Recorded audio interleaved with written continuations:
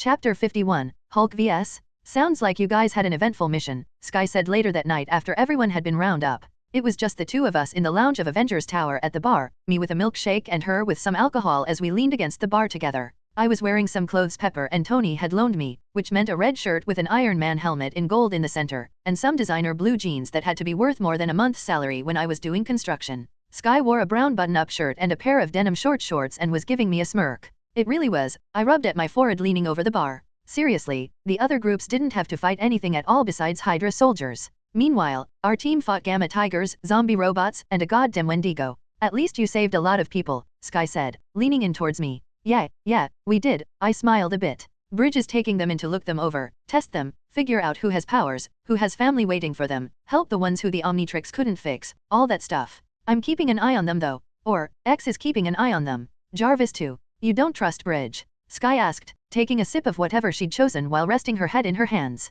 I trust they'll try to do the right thing, I responded. But 300 people and animals were down there, a lot of them with powers. Easy to lose track of them, so, just in case. Sky looked at me, and I sighed. So, the Wendigo, what was that thing? According to files, Hydra didn't know anything beyond that they picked it up from the Canadian wilderness. And everyone looked at me funny when I suggested magic. Wait, really? Sky asked, grinning. We live in a world with gods of thunder, super soldiers, and, well, me, I said simply. Magic, no matter if it can be explained by science or not, isn't out of the question anymore. I took a sip of my milkshake, hiding my thoughts on the people I'd tried to get in contact with. For now, the Wendigo is getting transported to the prison we've been building. The raft, Sky said. Is it even finished? Some of it is, I said. Enough to hold him. He'll be one of the first prisoners. As for the scientists and soldiers, they're getting interrogated. So, I guess today went well. Hell, I'll drink to that. Sky tapped her drink to mine. We sipped for a bit. I wondered, for a moment, about if I should get some sleep or not when Sky spoke again. You know, Ward and I, we used to do this. Talk about missions and stuff. Before he was killed. What happened? I tentatively asked. John Garrett. Sky leaned against the bar, her eyes on her drink. He told Ward to hold off anyone stopping his escape. Coulson tried to stop Garrett, and... I'm sorry, I said sadly. What for? Sky said with a sour laugh. He betrayed us. It's not like he was ever really our friend. He may not have been yours, I said softly. I never met Ward. Never got to know him. But I think you were his. And that it sucks, knowing that everything he said could have been a lie. It was a lie, Sky hissed, looking at me with a glare. He just spent months with us, pretending he was our friend, that he cared, just to give it all to Hydra. She stopped for a moment, looking at me. I thought he was my friend. More than that. And all along, he was using me. I didn't know what to say. Damn it, I wish I was good at this sort of thing. Look, I just know you. So I can't speak for or against this guy. He was an asshole, I'm betting. But it probably still hurts, having to look back at all the times he was nice or kind and having to reassess them. I rubbed the back of my head. I'm just... Sky, I can't tell you how to deal with what he did, except that John Garrett is probably the only person alive with real answers. Sky blinked at that. Then she seemed thoughtful. Before I could say anything else, the Omnitrix began to ring for an incoming communication.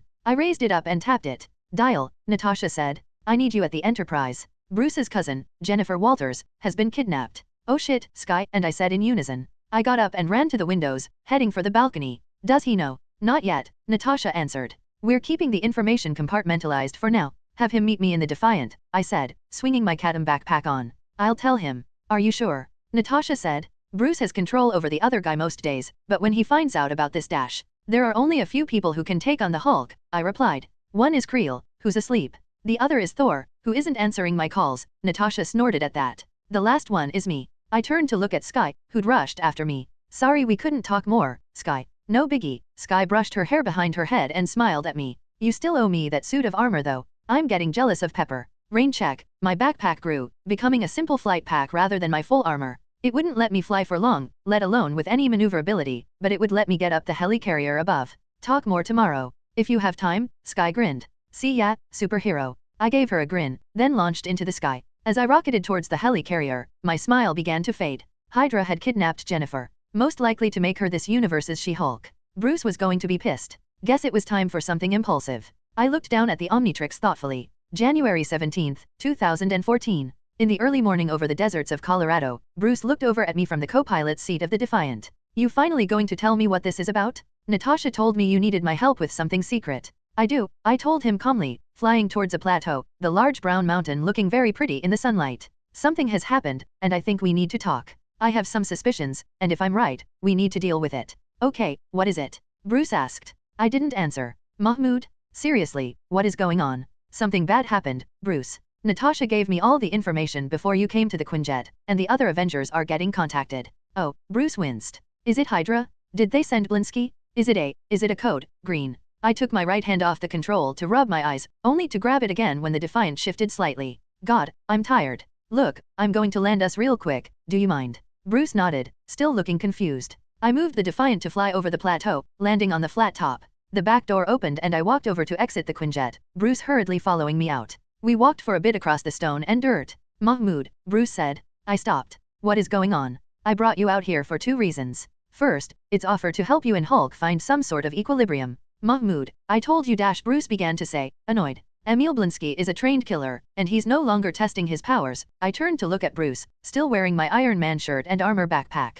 That woman who kidnapped Sharon and Trip is proof they have even more gamma-enhanced individuals fighting alongside them. Can't you just cure them? Bruce asked. You did to the people in the graveyard. There was an unspoken accusation to his words. If I could that for those people, why couldn't I do the same for him? Omnitrix, repair Bruce Banner's DNA, I said simply. The Omnitrix beeped, and my voice came from it. Unable to comply. Bruce Banner's DNA is undamaged. Are you kidding me? Bruce asked, stepping forward and glaring at the Omnitrix with anger in his eyes, his neck a slightly lime-like color. What does that mean? We talked about it before, Bruce, I reminded him. The gamma gene. That little bit of DNA that lets you transform into the Hulk, rather than dying or becoming a genetic monster. I'm already a genetic monster. Bruce stepped to glare at me. I tried to stay calm. You're not a monster, Bruce. You and Hulk have both shown that you can be in control, that you can do some good. But the people in the warehouse weren't like that, or the animals. The way I heard it, some of them had spent years in pain, growing random mutations across their bodies, bones and muscle getting exposed. Compared to them, you got off lucky, Bruce. He seemed to deflate at that. I watched him turn with his hands on his hips, breathing deeply. Bruce. The gamma gene. There's more to it. It might be hereditary. He turned to look at me, brow furrowed. Yeah, I know. As in people in your family might have it. People like Jennifer. Bruce stared at me, uncomprehending. I tried to figure out how to say what needed to be said. I went for blunt. I'm not the only who thought of that, Bruce. Stearns did too. Sharon and Trip, yesterday? That was just the start. Hydra has Jennifer Walters. And I think Stearns is going to turn her into a gamma-enhanced. His eyes widened, his breath came out in a soft blast of air. He stumbled back in horror. No. Bruce, she's going to be all right, I said gently. We're going to work to find her. I just want you to be ready for the fact that Stearns may be No. Bruce's voice changed, becoming a deep and booming echo of sound. He went to his knees and slammed his hands against the plateau. The earth shook. He grabbed at the ground, his eyes wild with rage and panic. Not enough. He's going to change her. I yelled, stumbling as the whole mountain shuddered from his strike. To make her a Hulk. His shirt began to rip. His eyes glared up at me. I kept talking, my Omnitrix already at the ready. And when Blinsky has a Hulk of his own, your cousin, to fight against, what is he going to do? He'll see her as practice, someone he can hurt until he can get to you. Bruce stopped growing. He stared at me. For just a moment, I wondered if I'd gone too far. If I'd failed. Jennifer. He got to his feet and stared at his arms as they exploded in size, changing from his tanned brown to a familiar shade of green. He screamed, raising his hands into the sky, his shirt and shoes exploding away from him. He grew in height and weight, muscles growing to insane sizes. The transformation looked rough, painful. I thought it would be like when I transformed. But there was something raw and horrific in Bruce's change. Then it was done. Bruce Banner was gone, and the Hulk stared down at me. The 8-foot-tall, muscular, green, and extremely pissed off badass gamma monster. He eyed me, rising up with a growl, and clenched his fists with an audible crack. Well, mission accomplished, yay, rack. Hulk threw a punch at me, a slow and lazy one that told me he just wanted me to back away. At least, slow and lazy for him. Oh shit. I ducked, feeling the wind from his giant green fist fly past. Holy crap, was he fast or what? I raised a hand up and leaped back. Hulk, Jennifer needs your help? But you need to work with Bruce. He roared, a mindless, unthinking sound of rage. I grimaced when he leaped away rather than listen to me. I ran to the edge of the plateau to see him jumping across the desert.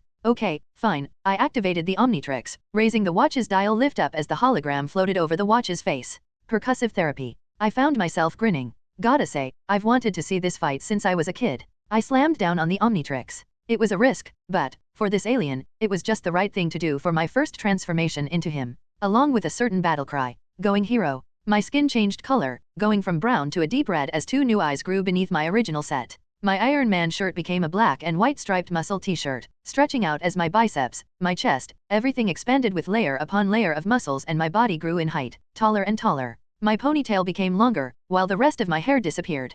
My 5 toes became 2 talons, and the backs of my forearms grew large spikes as my smooth skin became thicker and tougher. Then, 2 bulges grew out of my oblique muscles, before exploding outwards becoming arms as massive and powerful as my other ones, golden armbands wrapping around my 4 wrists. I extended them, raising the 2 new arms with my other ones, and cried out with all the power in my superhuman lungs. 4 arms. The plateau cracked beneath my feet at the shockwave caused by my voice. I grinned. Oh yeah, let's go wild. I leaped, whooping with joy as the wind rushed past me. My 4 arms extended outwards into the morning sky. I landed hundreds of feet later, my feet digging deep imprints on the desert floor, and jumped again, cratering the wasteland below. Hulk had a head start, so I moved quickly to catch up with him. The 2 of us jumped over and over, covering miles in leaps. I jumped one more time, aiming for Hulk at the apex of his leap. Hulk! I yelled, wrapping all of my arms around his waist from behind. He roared in anger as the 2 of us fell from the sky for hundreds of meters. We crashed into the side of a mountain, sending dust and rocks flying as it cratered under our giant forms.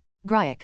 Hulk spun around, punching me into the air. I grunted at the impact, spinning in the air for a while before hitting the desert at high velocity. I ground into the earth for a long while, finally coming to a stop after leaving a trench. I blinked as I laid in the large amount of dirt I'd kicked up. Didn't hurt. He must be going easy on me. The booming sound of something landing nearby brought my 4 eyes to look at the Hulk, who had landed in the trench I'd made. He glared across at me. With a grunt, I lifted myself up, and up, and up, until I towered over him. I blinked, surprised. Hulk was around 8.5 feet tall, which meant he was up to my waist in height. Wow, I didn't know I'd be so much taller than you, I mused. He took offense to that. Grack. I got punched in the jaw, hard. I stepped back under the impact, my right foot stepping back to stop me from falling. I blinked my 4 eyes. Then I narrowed them. Okay. I rose and punched Hulk in the face with my upper right arm. He fell to his knees, a shockwave flying through the air at the impact of my fist on his jaw. The unfriendly green giant spat out a tooth, roared in rage, and leaped at me. I roared back, taking his next punch before we began to brawl. Director Maria Hill of Bridge. Where did they go? Maria demanded as Natasha and Steve followed her through the halls of the Enterprise. Maria wore her blue uniform, while Natasha and Steve chose to instead dress in navy blue t-shirts with bridge logos across the chest and military pants. Dial said he wanted to tell him in a location far from any civilians, Natasha said, but he used the Defiance cloaking system to keep us from tracking him and his comms are off deliberately. Whatever he's doing, he wants privacy. We can't bypass it. Maria asked, frustrated. The Defiant is the most advanced ship on the planet, Steve reminded her. Tony said he's going to try and track it, but... Steve sounded like he was amused, frustrated, and happy all at once.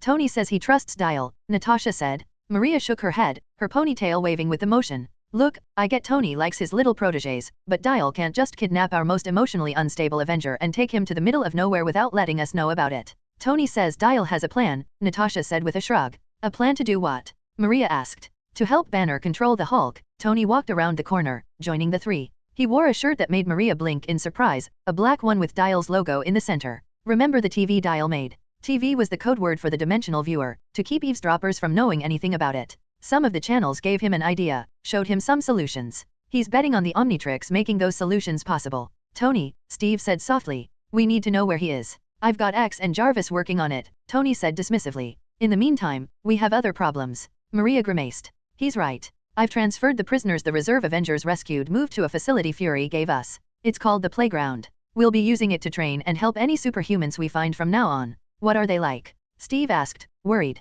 Scared, Maria said simply. The 4 stopped in a room with a large table in it. It varies, but that's the general feeling between them all. We're still finding out where they're from. Some aren't even American, so now I'm worried about the immigration fanatics getting on my ass. Is that a real concern? Steve asked incredulously. You really aren't the political sort, are you? Maria asked. And don't forget the animals with powers, people have been asking about them. We going to start the Pet Avengers? Tony quipped. Our first priority should be protecting everyone, Steve said firmly, everyone ignoring Tony's joke. The billionaire didn't seem to care. A lot of these people are as strong as you are, or have some limited form of Creel's abilities, Natasha said. We already know China and Russia have made inquiries to be allowed to take in their citizens, despite the fact some of the ones they've named actually are US citizens. People in the US government are doing the same thing, asking to study the people we've found. The fact is, we just got hundreds of super soldiers of varying quality for free, and most of them just want normal lives. Maria eyed the group. When we made Bridge, this was one of the reasons. To protect both worlds. We'll do that, no matter the cost. You understand? Yeah, hooray and all that, Tony said. Despite his dismissive tone, he seemed to approve. You said most of them. Some of them have asked to join Bridge, Maria said. The 3 Avengers blinked at that. Maria smirked. I'm thinking of taking them up on it. We still need to figure everything out first. In the meantime, there's what your team discovered. Not as flashy as what the Reserve Avengers discovered, but it may have given us another target. In the meantime, Natasha, you have someone to talk to. Director, a woman said from the door. The group turned to see Victoria Hand standing with Falcon. The Reserve Avengers leader gave everyone a smile, Steve and Natasha returning it while Tony gave him a wave. We've got the interrogation with Hale. Maria nodded, turning back to the others. Tony, you work on tracking down Dial and Bruce. Natasha, get to your appointment. Steve, meet up with Fury and work on what all the teams found. We are going to hit another Hydra facility as soon as possible. In the meantime, I want us to be ready to mobilize the next time Hydra tries to take one of ours. They try it again, we stop them all. With that, they broke off, Sam and Hand following Maria. As Maria walked, she tried to relax. I feel the same way sometimes, Sam said. Maria looked at him, surprised. What? Being a leader, after spending your time following, it's hard, he said in a low voice. Hand stepped further away, the pink-stripped woman apparently realizing it was a moment for privacy. Not to mention the people we're in charge of now, some of them just insanely more powerful than us. I've been faking it as best as I can, personally. You seem to be doing a lot better than I am. Maria almost stopped walking. Since becoming director, she'd worked hard not to show how overwhelmed she was now. All the new things coming at her that she had to deal with personally, Hydra, new technology, new superhumans, new laws, paperwork so insane she could barely handle it. She was sleeping a few hours a night to keep in top form, but she didn't realize she'd been showing the exhaustion she'd been feeling. I only noticed because I feel the same way, Sam said, apparently reading her mind. He smiled. Well, kind of. In a really small way. But you're doing fine if you ask my sorry ass. Maria bit her lip, thinking. Thank you, Sam. I appreciate that. They got to their destination, and Maria walked in without hesitation. Hail. Hill, the older woman responded, smiling in her white prison uniform. Ah, and this must be one of your new superheroes. Sup, Sam said, standing tall in his full armor. We're here about the graveyard, Maria said, sitting down across from Hale. About everything we found there. Hale frowned. It should have just been failed experiment. Dead bodies and destroyed machinery. It was more than that, Maria said with a frown. Sam explained what his team had found. Maria watched Hale carefully, watching as she paled, frowned, and suddenly became angry. Once finished speaking, Hale clenched her fists. They lied to me, or just felt I didn't need to know the full truth, Hale smirked. Men. Always keeping secrets, looking down on women. Maria didn't respond. Hale had shown resentment towards men before, seeing them as holding her back. Understandable, considering the misogyny Whitehall exhibited. She had a tendency to blame all her problems on it, to an illogical extent. Once again, an understandable reaction considering how Hydra and the Air Force had treated her. Ruby? Hale asked. She's in her first meeting, Maria said simply. Something seemed to pop inside Hale. Some kind of anxiety, a deep worry in her heart. She leaned back in her seat. Okay, then it's time I told you everything about the Confederacy. I have a feeling you'll need it. Frank Castle/Raven. Frank Castle sat in a room in front of a table, his leg bouncing as he waited. The morning before, he'd been in Iraq, for the next mission. Next thing he knew, top brass had shown up and told him to pack up and move out. Then they'd taken him to he was still dressed in his uniform, the green camo sweater and pants he always wore in his off time between missions. The military soldier sighed in annoyance, looking at the one-way mirror that dominated one side of the room. You know, if you CIA assholes are going to drag me over here, the least you can do is actually talk to me. There was no response to his grumpy comment. He growled, staring at himself in the mirrored window. Will you just dash? The door opened. A man walked into the room, wearing a business suit. Lieutenant Frank Castle, the man said with a smile. Frank was immediately on guard. While it had been a long time since he'd seen the asshole, this man reminded him of Agent Orange. A spy. Who the fuck are you? The man smiled. Agent Phil Coulson. I work with Bridge, an organization that is continuing from S.H.I.E.L.D. Frank scoffed. Yeah, I heard about you guys. The Avengers' pet toys. Phil chuckled. Not so much actually. We do work with them, but I don't think that descriptor would work. Frank scoffed again, looking dismissively away from Phil. The agent sat across from the soldier and put a tablet on the table. I must say, Lieutenant Castle, I had a hell of a time with your files. All I wanted to do was talk to you. But then, I had to deal with the CIA. Are you familiar with a man by the name of? He looked at his tablet, reading from it. William J. Rollins III. Frank stared at Phil, nonplussed. How the hell should I know? Because you beat his eye out, Phil smirked. I actually liked hearing about that. I'm not someone who takes pleasure in the pain of others, but everything we've uncovered tells us he deserved it. Nothing Phil could have told him would have surprised Frank Castle more. Operation Cerberus, Phil continued, was an unsanctioned operation. We're going through, taking out all the ringleaders. You, however, were pointed out for a potential recruitment for something more. Frank shook his head, crossing his arms. No thanks. Phil blinked. You haven't even heard my offer. Don't want to hear it, Frank said simply. You don't want to go home? Phil asked, sounding honestly confused. Frank stilled. What? Well, that's what the job would have as one of the benefits. You fight the enemies of the world during the day, then go home at night, Phil passed Frank the tablet. It's part of our new elite unit. Some of your old squad will be on it, once we find out who was tricked by Rollins, or Agent Orange, as he was called at the time. Phil chuckled. You'll get an increased salary, of course, better equipment, and dash. This damn thing goes how fast? Frank asked, staring at the specs of one of the vehicles being described as standard equipment. Escape velocity is one of the descriptors I've heard so far, Phil said. But you should know about the current enemy we are fighting. Hydra. Nazis. Frank asked, looking up. Well, they don't follow that doctrine anymore, mostly, but that is where they started. You'll be working under Steve Rogers and the Avengers, aiding them in hunting down Hydra. Let me get this straight. Frank put down the tablet and looked at philosophy that asshole Agent Orange is getting arrested. You want me to join Bridge? I'd be able to see my family every night after work. Work which would be me hunting Nazis with Captain fucking America. That about right? Phil frowned at the language but nodded. Essentially, yes. What's the catch? Phil sighed. I won't lie to you. You'll be seeing a lot of combat, Lieutenant Castle. We've been fighting Hydra for some time, and we may end up fighting them for even longer than that. This job, there won't be too many times on the job when you won't be fighting. Killing. Frank thought about that for a moment. Again. What's the catch? Mahmoud /dial. My fist slammed into Bruce's, sending a shockwave outward that destroyed vegetation and stone nearby. No, it hit the Hulk's fist. I couldn't treat them as the same exactly. I had to do more. God, I had no idea if this would even work. What if this was all useless? For a moment, doubt filled me. Hulk hit me during my moment of hesitation, his fist hitting me in the ribs hard enough to send me into a boulder and shatter it beneath my bulk. I shook my head after a moment. No, trust the Omnitrix. Heck, maybe Allah had something to do with this. I had gained the brute force alien, then Jennifer had been kidnapped. It had to mean something. Is that all you've got? I yelled, uppercutting Hulk with all four of my fists, sending him spinning into a mountain. I leaped after him, punching him deeper with a double right cross. Jennifer is in trouble and this is all the power you can bring to save her. Grack.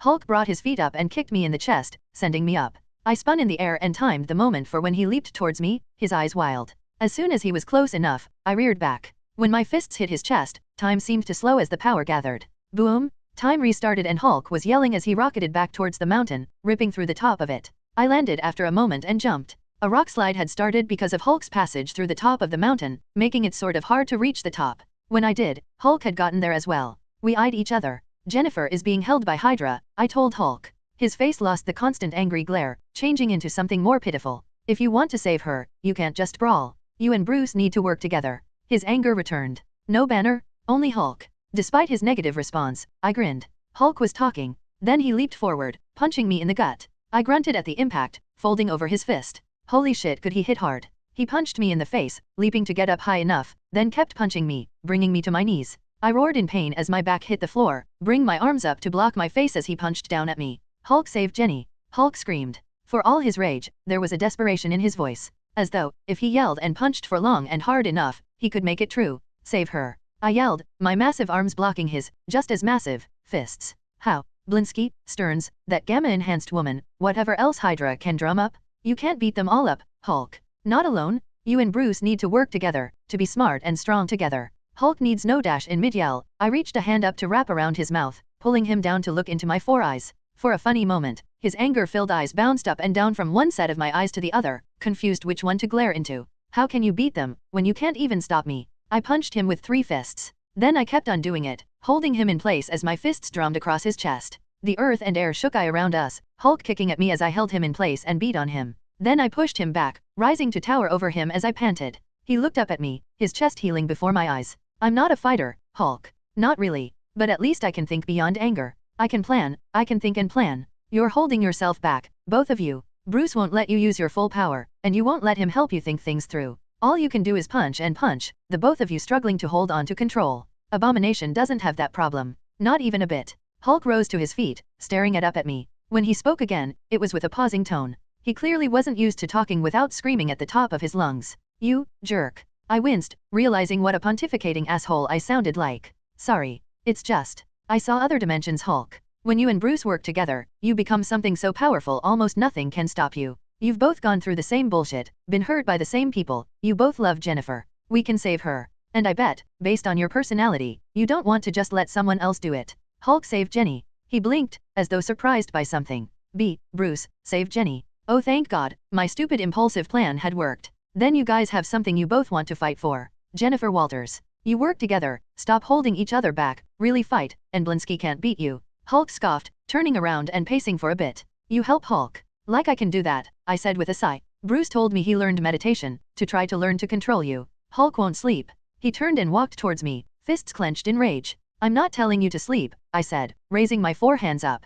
We have some hours to ourselves. So instead of stopping the anger, we focus it. Focus on what you need to do, to get as mad as you can, and still have control. A tranquil fury. Talk too much, Hulk grumbled, yawning dramatically. That surprised me so much I laughed. He was more like a big kid when he wasn't in combat? Yeah, I do. How about this? I slammed 2 fists into 2 palms, grinning with slightly fanged teeth. Let's fight, while you and Bruce try to work together. We'll go for as long as we can, or at least until someone finds us. And if it works, you can beat down Blinsky, show Hydra and anyone else what happens the next time they try to hurt your family. Hulk seemed to think about that for a moment. Boom! Then his fist was slamming into mine as he grinned. I grinned back, then I punched him in the jaw. He stepped back as I took the boxing stance Steve taught me, stepping over to tower above him. Hulk raised his hands to mimic my stance, stepping in and giving me a jab. It was a bit rough, slightly telegraphed. I blocked it and returned with a right cross, only for him to grab my arm, twist his hips, and flip me to the floor with a cratering smash. I blinked up at him as he grinned. Banner no Juujit.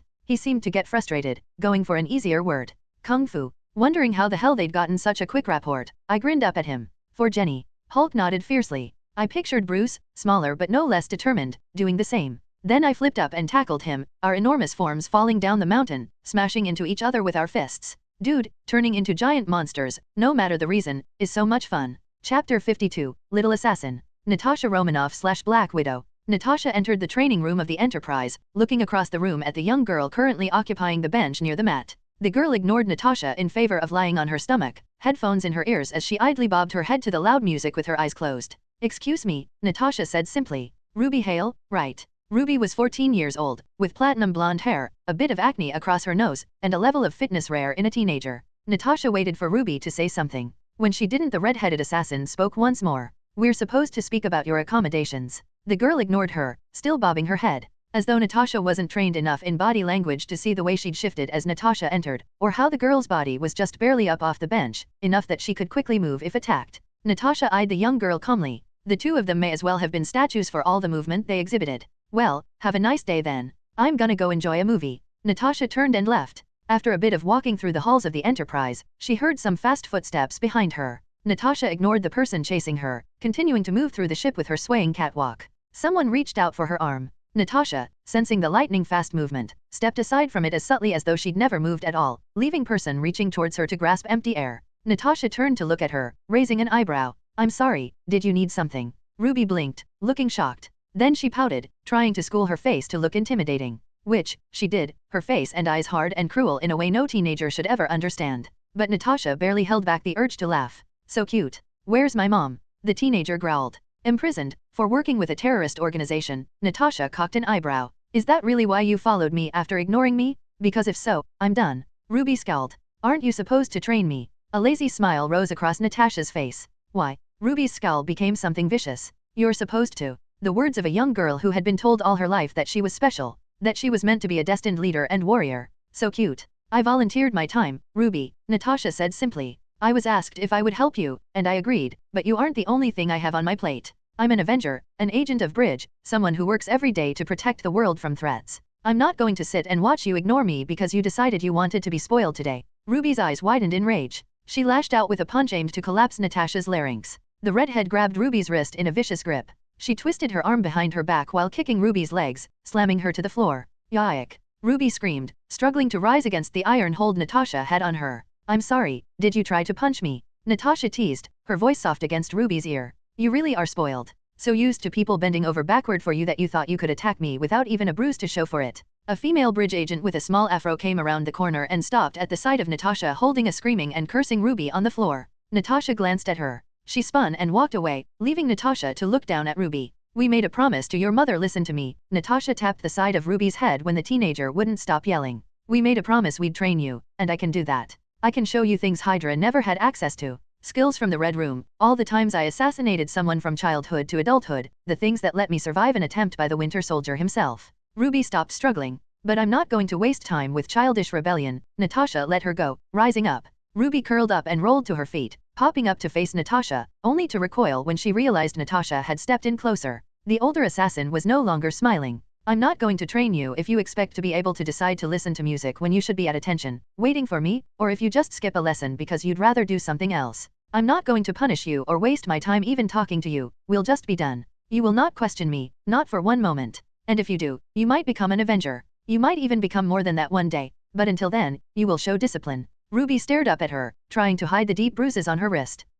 Oh, go ahead, think about it if you want. Natasha checked her watch. I've got some time free. But like I said, I've got things to do. If you decide the time I invest in you isn't worth your attention, why the hell should it be worth mine? Because I'm not wasting anything if you're going to act like a teenager rather than an assassin. Ruby huffed, crossing her arms. I am a teenager. Natasha narrowed her eyes. We both know better than that? Any petulance Ruby was showing faded. She looked up at the older woman. After a long stare down between them, she nodded. There was an eager light in her eyes now, the burning of pride. Okay, how do we start? The woman who showed up just now, Natasha said, indicating the bridge agent that had come upon them. Track her down, find out what she tells others about what she saw. I'll shadow you, and you tell me what you found out. After that, we'll start with something easy. As Ruby nodded eagerly and turned to run after the agent, Natasha felt disquiet in her heart. Here she was, doing something she never thought she would. Training a young girl to be an assassin. The Red Room, Hydra, what did it matter? Here she was, doing the same thing. She turned around. What do you think? Clint and Bucky walked out of the shadows, both wearing bridge camo gear.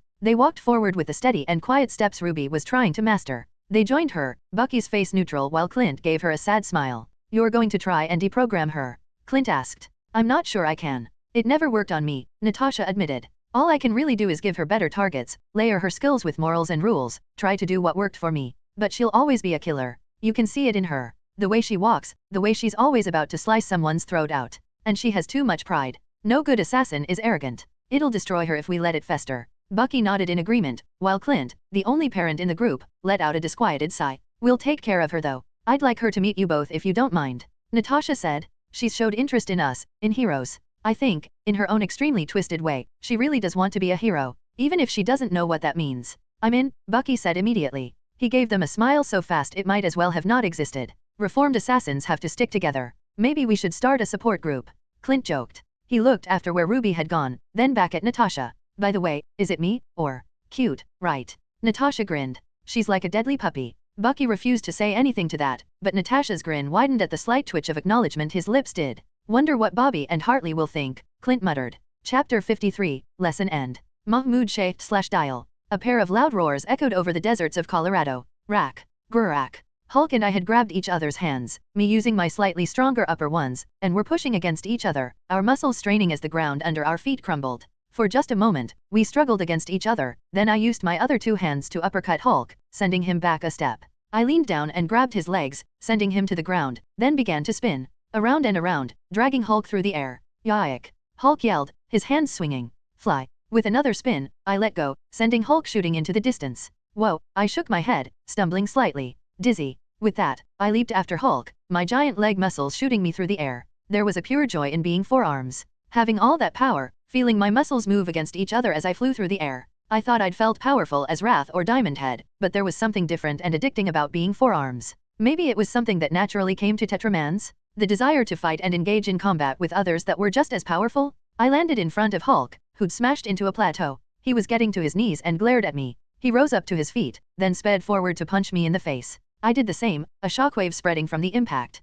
Over and over, we hit each other, Hulk screaming in rage as I did the same. He grabbed my arm and tossed me into a rock face, moving in to hit me in the ribs with some lightning-fast punches. I blocked his fists with my lower arms and slammed my upper arms into his shoulders, pushing him back 10 feet. His feet grinding against the earth, he came to a stop and glared at me. I pulled my arms back. Realizing what I was doing, Hulk copied me. 3 pairs of palms slapped together, and 2 massive shockwaves of sound erupted from each of us. The earth shook, my ears rang, and rock slides kicked off. We roared as our powerful shockwaves clashed, nearby bushes tearing apart from pure air pressure as we caused a localized hurricane alongside the earthquakes we'd made. Once the shockwave ended, I stepped forward at the same time as Hulk. Our fist flew forward again, my limited boxing and 4 limbs against Hulk's limited Brazilian jiu-jitsu and incredible healing. One thing I noticed was that he really was getting stronger as we clashed. I'd realized while studying everyone in my first weeks that Hulk in this universe wasn't famous for getting stronger as he got angrier, but he was. Slowly, much slower than in the comics, but was doing it. In the back of my mind, in between my fist slamming into his, I wondered if that was because of this new compromise between Bruce and Hulk, or if he'd simply never had to get stronger before.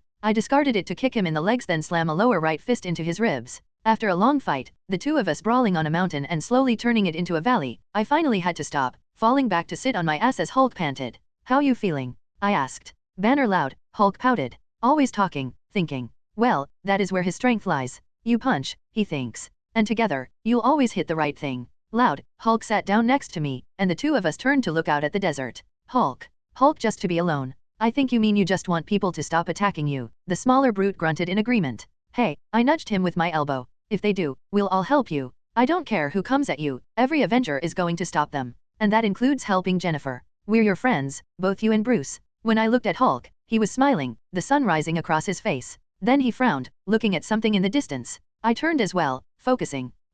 A column of dust was coming towards. And were those helicopters? I said with a grunt. Send over the Defiant. I think it's time for us to leave. Agreed, sir. U.S. military forces have been sent to investigate reports of the Hulk battling an unknown being. How in the hell? Trailing off, I tapped on the Omnitrix, turning back into my human form. I grunted slightly at the feeling of returning to a human body but got over the lack of power quickly. Okay Hulk, you wanna get on the Defiant. Hulk don't want be Banner, huh? He was a lot more intimidating now that I was smaller than him. He glowered down at me, walking up to tower even more. Apparently, he'd taken the fact that 4 arms was bigger than him as an insult because he managed to look very smug about the height difference between us. Well, what do you say about you staying Hulk until we get home, then Bruce can take over? I asked. I mean if Bruce is okay with it. You need the practice anyways. Both of you do. Hulk huffed, blowing my hair back. Okay, let's stop for some food first though, I said, my stomach grumbling. I'm hungry. Hulk seemed to perk up at that as the Defiant landed behind us. Turned out, Hulk had never had food himself before.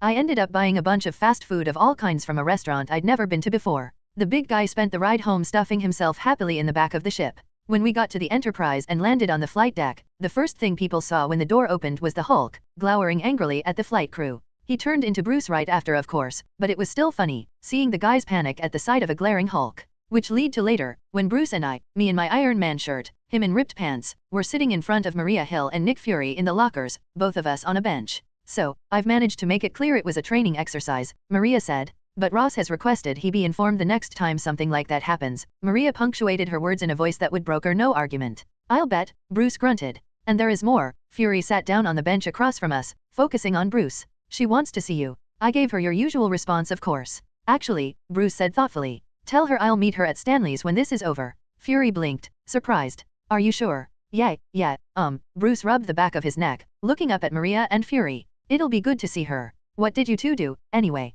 Maria asked, looking between us. 3, technically, I looked at Bruce. I think we have an understanding, right? Bruce grinned. It was a very Hulk-like grin, his eyes flashing emerald. Something like that. We both love Jennifer. And now, the Hulk and I both hate Hydra. So you're going to want to start sending us on missions. Soon. Maria stared at him, then looked at Fury. He smirked. Don't look at me, I ain't the director. Maria glared at Fury for that. Anyway, Maria said with a sigh. Let's gather with the others. We should have a mission soon. We've made some progress on tracking down Hydra's main base. Nodding, I rose to follow when I saw Tony outside talking to Cap while wearing a Ben 10 t-shirt. It took me a second to realize what was wrong with that. I went to go ask him about it when Bruce stopped me, grabbing my arm. Hey, listen, Bruce said hesitantly. I want to thank you. I never really thought Hulk and I could talk, could understand each other. But, it feels good. In those other worlds, the one that you saw, did other Hulks, other Bruces, did they do the same thing? Sometimes, I said with a grin. Usually ends with you guys destroying a planet. Bruce's eyes widened in panic and I hurried to speak when I realized how bad that sounded.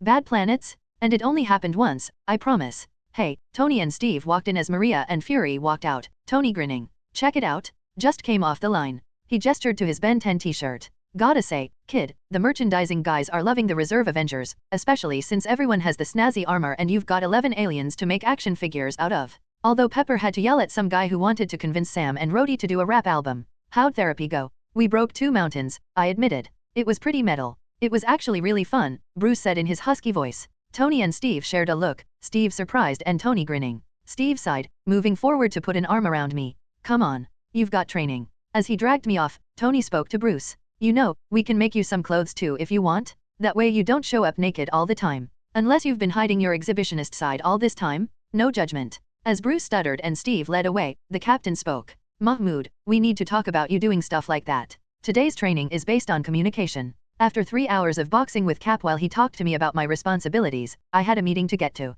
Someone had put in a request to meet with me and I flew through New York in astrodactyl form to get to them. Chapter 54, Wakanda. It was about 4 p.m. when I got to the Wakandan embassy in Midtown. Well, the consulate general at least. Funnily enough, I ended up flying over the embassy of my parents' homeland, Morocco. As I landed on the sidewalk in front of the tall red brick building, people started taking photos with their phones. I ignored them to step through the gates and walk up the stairs toward the entrance. Men in black suits, all of them African, stood around the grounds of the embassy, watching me carefully as I walked towards the front doors. 2 guards in green military uniforms carrying rifles stood at either side of the doors, while a beautiful African woman with a shaved head wearing a black dress waited for me. "Good afternoon," I said politely, feeling a bit ashamed for the fact I was still wearing my Iron Man shirt, but going with it. "I have a meeting." "I know," the woman said grimly. "I am Ao. I will be guiding you." "And guarding him," I added. She didn't answer, simply waving at the guards, who both opened the doors. I followed Ao inside. The inside of the Wakandan embassy was all right. Not exactly what I was hoping for, as any reference to Wakanda itself were kept to some weapons along the walls, very traditional-looking artwork, and the various servants roaming around.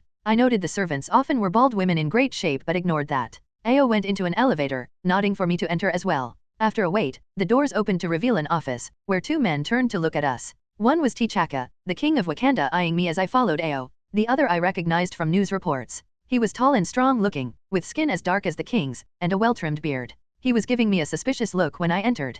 Couldn't blame him. Not nice when someone knows your country's millennia-old secrets. I gave the Wakandan salute, both arms crossed over my chest. "King T'Chaka. Prince T'Challa. It is wonderful to meet you both." "I'm honored." "As am I," T'Chaka said, nodding towards me. "Please, sit." He gestured to a couch with a traditional-looking coffee table. I moved towards it, sitting down on the sinfully comfortable couch. T'Chaka sat down in front of me in a large chair, while T'Challa was to my right in another one. Ao stood behind T'Chaka as a servant woman with no hair walked over to stand to my left. "Now, I believe you know what I wish to talk about. About how Wakanda is currently the most advanced nation on Earth, despite masquerading otherwise," I said simply. T'Challa, Ao, and the servant were very focused on me. T'Chaka simply nodded. "Indeed. I suppose, my first question is, would you like something to drink?" I blinked, surprised, then laughed. "Yeah, that would be nice. Something from your nation? I haven't had the privilege of trying Wakandan food and drinks. Tea, I believe, would suffice." T'Chaka waved at the servant, who walked into another room, Ao subtly moving to another position.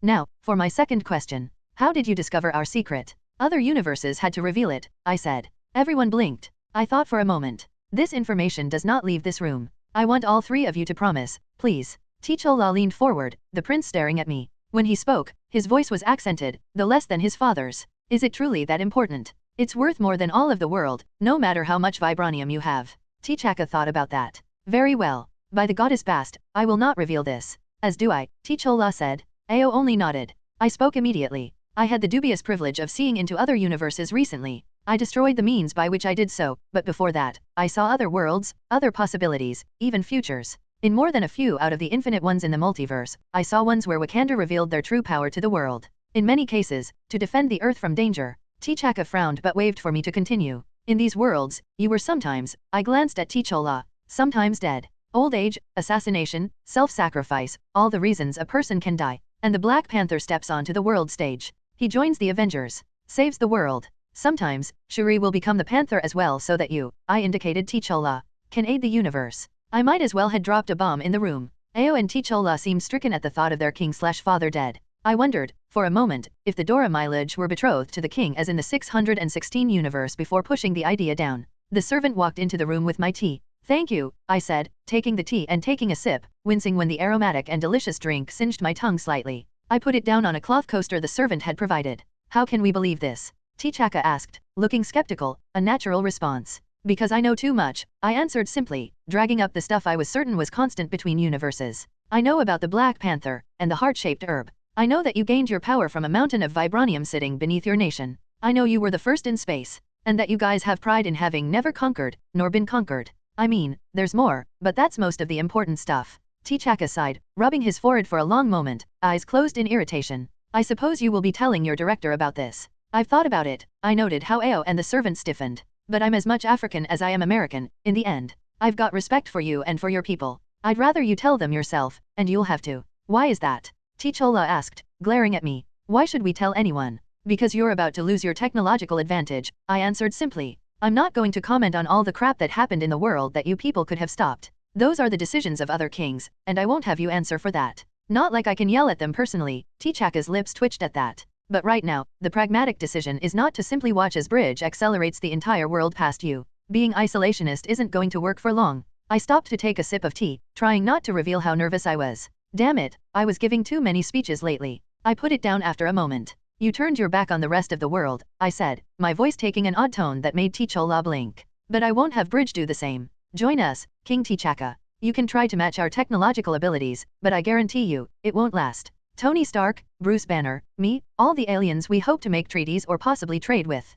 Wakanda needs to be a part of the conversation. And you think the rest of the world will simply let us be? T'Chaka asked. Some will not forgive us. Others will attack us, attempt to dominate and manipulate us. They will, I said. They're trying to do it to Bridge. To take all the tech we're making, the superhumans we've found, and use them for their own ends. I've even got people making offers for this, I said, tapping the Omnitrix. The servant poured me some more tea. Thank you. But we are stopping them. Fighting them. And in the end, I'm not saying Wakanda has to reveal itself in its entirety right now, just to join us until you're ready. T'Chaka leaned back in his chair, rubbing his chin. I see. We would more actively support Bridge, give you our aid, and in return, you allow us to advance our technology alongside yours. Until you reveal yourselves, I added. That's going to happen. Considering the way the world is going, it's inevitable. T'Chaka shook his head. You must understand. I've worked all of my life to keep our secret. Killed, to keep it. The other tribes will fight this. Then it's up to you. I finished my second cup, chugging it. I can't speak for your people. I'm only giving you a warning and some advice. There are going to be a lot of benefits. I know you've seen the tech we're making and it's only going to get crazier and crazier. Wakanda can either join us, or be left behind, and eventually get found out by a quickly advancing world. I don't want that. I have too much respect for your nation, for the legacy of the Black Panther and for Wakanda itself. And if we were to offer you something, in return for you joining us? T'Chaka asked. He ignored the stunned looks the others in the room gave him. Wakanda has many things you might find attractive. Technology, land, even women. What would you want, in trade for you, by yourself, allying with Wakanda? Advancing us to the point that none in the world can match us for millennia. I scoffed. Even if I didn't think you were just testing me, I made a promise to Bridge, to the world at large, that I'd protect it. T'Chaka smirked. I see. I will speak to my people. T'Challa, my son, what do you think? His son blinked, looking over at me. His mouth opened, then closed, a thoughtful look on his face. When he spoke, it was halting, but strong. You are not wrong. If Wakanda is to be safe, we may have to take some risks. But I believe, we must also keep our secret. And we may be able, for a time, to do so. If Shuri, myself, and some of the Dora Milaje join Bridge and the Avengers, then we can help them in trade for technology and resources. With time, we can reveal ourselves, or simply allow others to believe our advancements are due to Bridge's technology. It would be more complicated than that, T'Chaka noted. National laws dash. I know, father, T'Challa smiled. But I don't believe our young friend is very political. He's not wrong, I said with a grin. I'm trying, believe me, but I'm mostly the punching and shooting guy. T'Chaka chuckled. Very well. You have made your point, my young friend. He rose from his chair, T'Challa and I following. I will speak to the people of my nation and come to a decision. Depending on what is said, I will speak with Director Maria Hill. I must ask, will you support Wakanda if we require it? Yeah, I reached into a pocket and pulled out a device shaped roughly like a cat, handing it to T'Chaka. Here. This is the Panther's Trail. It gives the location of Ulysses Klaue, no matter where he goes in the world. As well information on the location he hides in, its defense, his resources, so on and so forth. The whole room froze again. Klaue? T'Chaka asked, his voice weak. He can't counter this, no matter what he tries, I said, tapping the device. If you need help, I'm in, and I'll let some of the Avengers know. But if you want to do it on your own, this will help. T'Chaka clenched the device tightly. Thank you, for this. Why didn't you simply offer it from the start to trade? I'm no politician, but I figured you wouldn't think of this as worth the trade, I admitted. I noted the looks on their faces. Guess I'd been wrong. Live and learn I suppose. Live and learn. Chapter 55, Cliché Hero Work. January 18, 2014. There's a Superman/Wonder Woman comic I read once, called Whom Gods Destroy. It was really weird, had Superman turn into a centaur at one point. But there's a line in it that I love that goes something like this. That's the nature of destiny. Some volunteer, others get drafted. Either way, they're all in the fight. And considering the stakes, it's a fight we have to win. Wakanda had its draft notice, courtesy of me. Now it was up to them to accept or pretend they had bone spurs. Might have lost the metaphor. Point was, the ball was in their court. In the meantime, I had a job to do. So then he taught me how to punch people for 3 hours while yelling at me about protocol. I told Hawkeye as we walked on a rooftop the next day, telling him about how Steve had punished me the day before for running off with Bruce. Clint laughed. The two of us were in the middle of Manhattan, listening to police bands and Foo Fighters. The Pretender was coming out of my bubble speaker, the device jury rig had made for me weeks back. Well, he's right, Clint said with a grin. You kinda went off without a plan, didn't you? I winced. Bet you didn't even know that would work. I winced again. How close was the Hulk to taking your head off before you transformed? I winced one last time, sighing. I made a guess. Killed 2 birds with 1 stone, you know. Mahmoud, Clint sighed. You need to think things through. You've got more power in that watch than anyone I've seen who wasn't named Thor. But you can't just go off for no reason, man. You've got a team to look after and to help look after you. You ain't patrolling alone anymore. As a super spy, I can personally attest to how important having backup is, Clint said, putting emphasis on super. I sighed, nodding. I'd gotten used to being on a team the past few days, but I still tended to think of myself fighting on my own. But even Ben, with 6 years of experience fighting the likes of Vilgax, Animo, Kevin, Agriger, and everything else in the universe had depended on Kevin, Gwen, Rook, and others to have his back. As I was thinking about that, the police band on our comms flared. Fire on Eastern Parkway and Buffalo Avenue in Brownsville. The address is. The woman on the radio rattled off the number over the radio as I activated the Omnitrix and Hawkeye turned on his armor. The suit that came across him was very similar to Bobby's, with a purple coloration to it.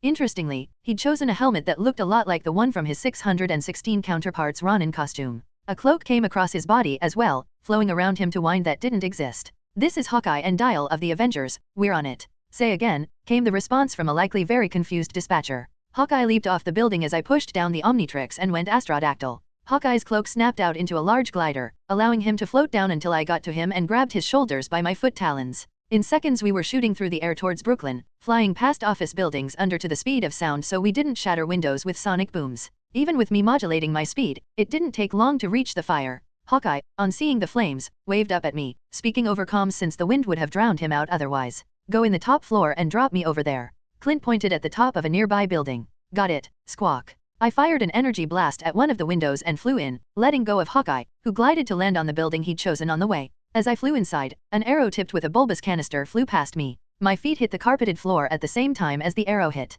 Hawkeye's arrow exploded outwards in a burst of foam that spread across the flame-filled room, covering me and everything else in the chilly white bubbles. The flames were instantly extinguished, and I tapped the Omnitrix. Fast track. I ran through the hallway with all of my speed, noting the arrow flying through windows and the various holes created by the fire, exploding into more foam, covering desks, bookshelves, and beds around us with the foam, all the arrows moving in slow motion to my enhanced speed. I slowed down slightly as Hawkeye spoke over comms, the light of the Omnitrix on chest flashing with each word. Got 3 people in a closet in the next room to the left. Older woman and 2 kids, he told me. When the Avengers had chosen their new armor, Clint had gone for every audio and visual enhancement he could get. In moments like this, he'd be the eyes in the sky, while using his bow to snipe and aid. I ran into the room he indicated and opened the closet, looking down at the elderly Asian women clutching tightly to a pair of young children, one girl slightly older looking than the other. Hi, I said with a smile. Sorry, I can't be more polite. Before they said anything, I picked 3 of them up and ran for the stairs, moving past the people already escaping, rushing the 3 out to the sidewalk and running back in.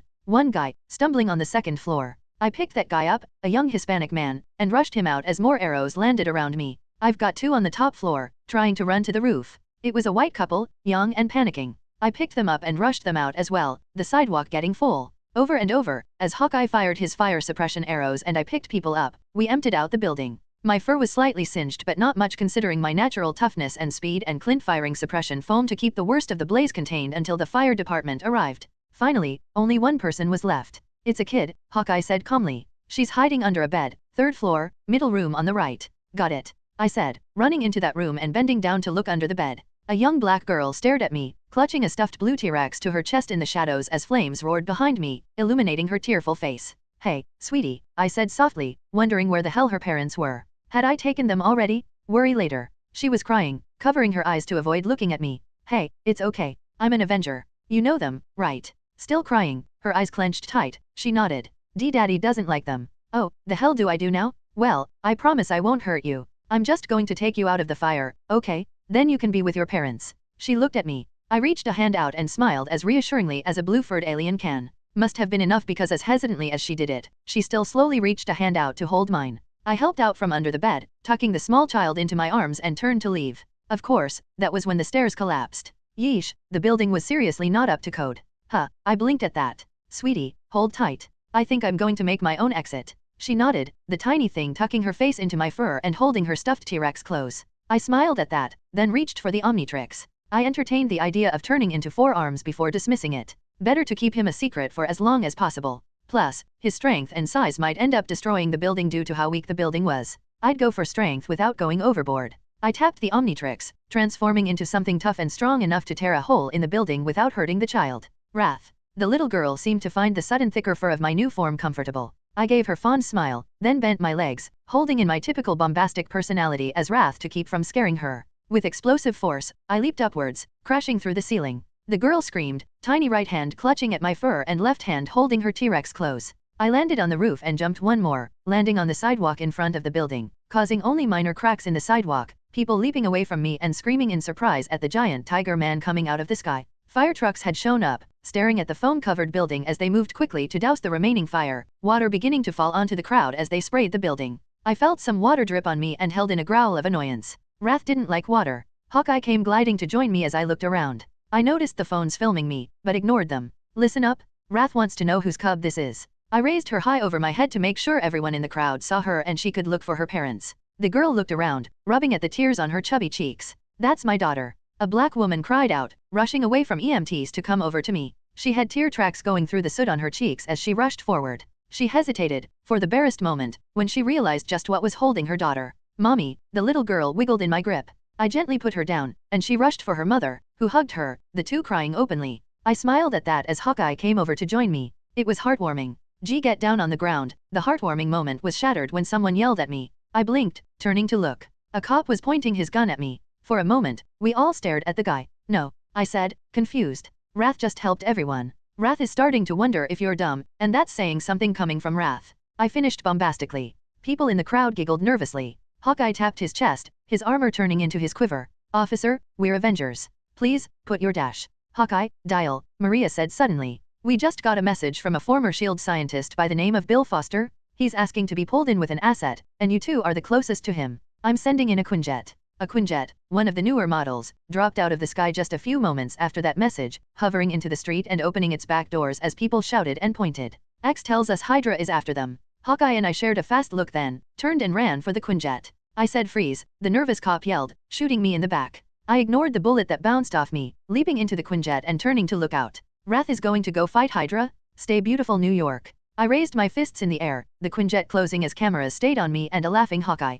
That building there, the Quinjet pilot Maria had sent said. Apparently, he'd been on his way to the helicarrier and had been moved to pick Hawkeye and me up instead. He pointed at a warehouse next to the harbor, where another 3 Quinjets, Hydra, were parked by the docks. Our Quinjet's cloaking was keeping us hidden for now. We were hundreds of feet above the building in question and still heading to it. Okay, swing over those Quinjets, Hawkeye said, his bow shifting as he moved towards the back of the Quinjet, with me following quickly. You want me to lower down, sir? The pilot called back at Clint. Nah, I'm good. Clint lifted his purple bow and clenched his hand around the grip. When enough pressure was put on it, the bow's catoms moved and flowed, more moving from the quiver on his back to add to it, making the overall bow thicker and longer, increasing its poundage. He picked an arrow tipped with a 3-pronged hook from his quiver and pulled back on the bowstring as the Quinjet's back door opened up, aiming for the enemy Quinjets when we passed over them. So, you think you'll take up archery? I'm thinking about it, I admitted, watching him. He fired 3 times. Seriously, that was how it felt. As though the motion of picking out an arrow, knocking it, pulling on the bow, and firing, was all as fast as though he'd simply been firing a gun. Damn. All 3 Quinjets had been hit at the exact point where the power could most easily be interfered with and the arrows sent catoms flooding through them, the tiny robots transforming to eat at a 3-foot radius from their point of entry. Let me know if you ever want lessons, Hawkeye said with a grin. The Quinjet flew toward the warehouse and landed in front of it. I leaped out and landed on the ground. I'll keep an eye out, Hawkeye yelled. I nodded, then activated the Omnitrix. Hawkeye's armor flowed back over him, turning him once more into an intimidatingly cloaked and armored being. He pointed his arm at a nearby building and tapped his fingers to his palm. A line shot out, the end tipped in a chemical based on Goop's adhesive, the end attaching. The powerful motor on the other end reeled in the line, shooting Hawkeye towards the roof. As he left, so did I. I ran into the warehouse through a door that had been blown off its hinges while activating the Omnitrix. Fast track. There's a man being chased through one of the hallways, Hawkeye said. That will be Bill Foster. I've got him. You want to focus on Ava Star, she's the enhanced Hydra's after. I heard the twang of a bow firing several times. Foster's headed to the extraction point. Looks like Ava was distracting the other soldiers. She's down the hall in a big room. She's fighting centipede soldiers along with the normal Hydra assholes. I'm giving her support. Got it. In seconds, I was down the hall and looking at a big room filled with crates. One of the doors was open, revealing the river outside the warehouse and giving the whole room the smell of the murky river. Soldiers were standing around pointing at a crate with their guns. Right up until an exploding arrow slammed into one's chest, piercing through the metal roof to make the shot.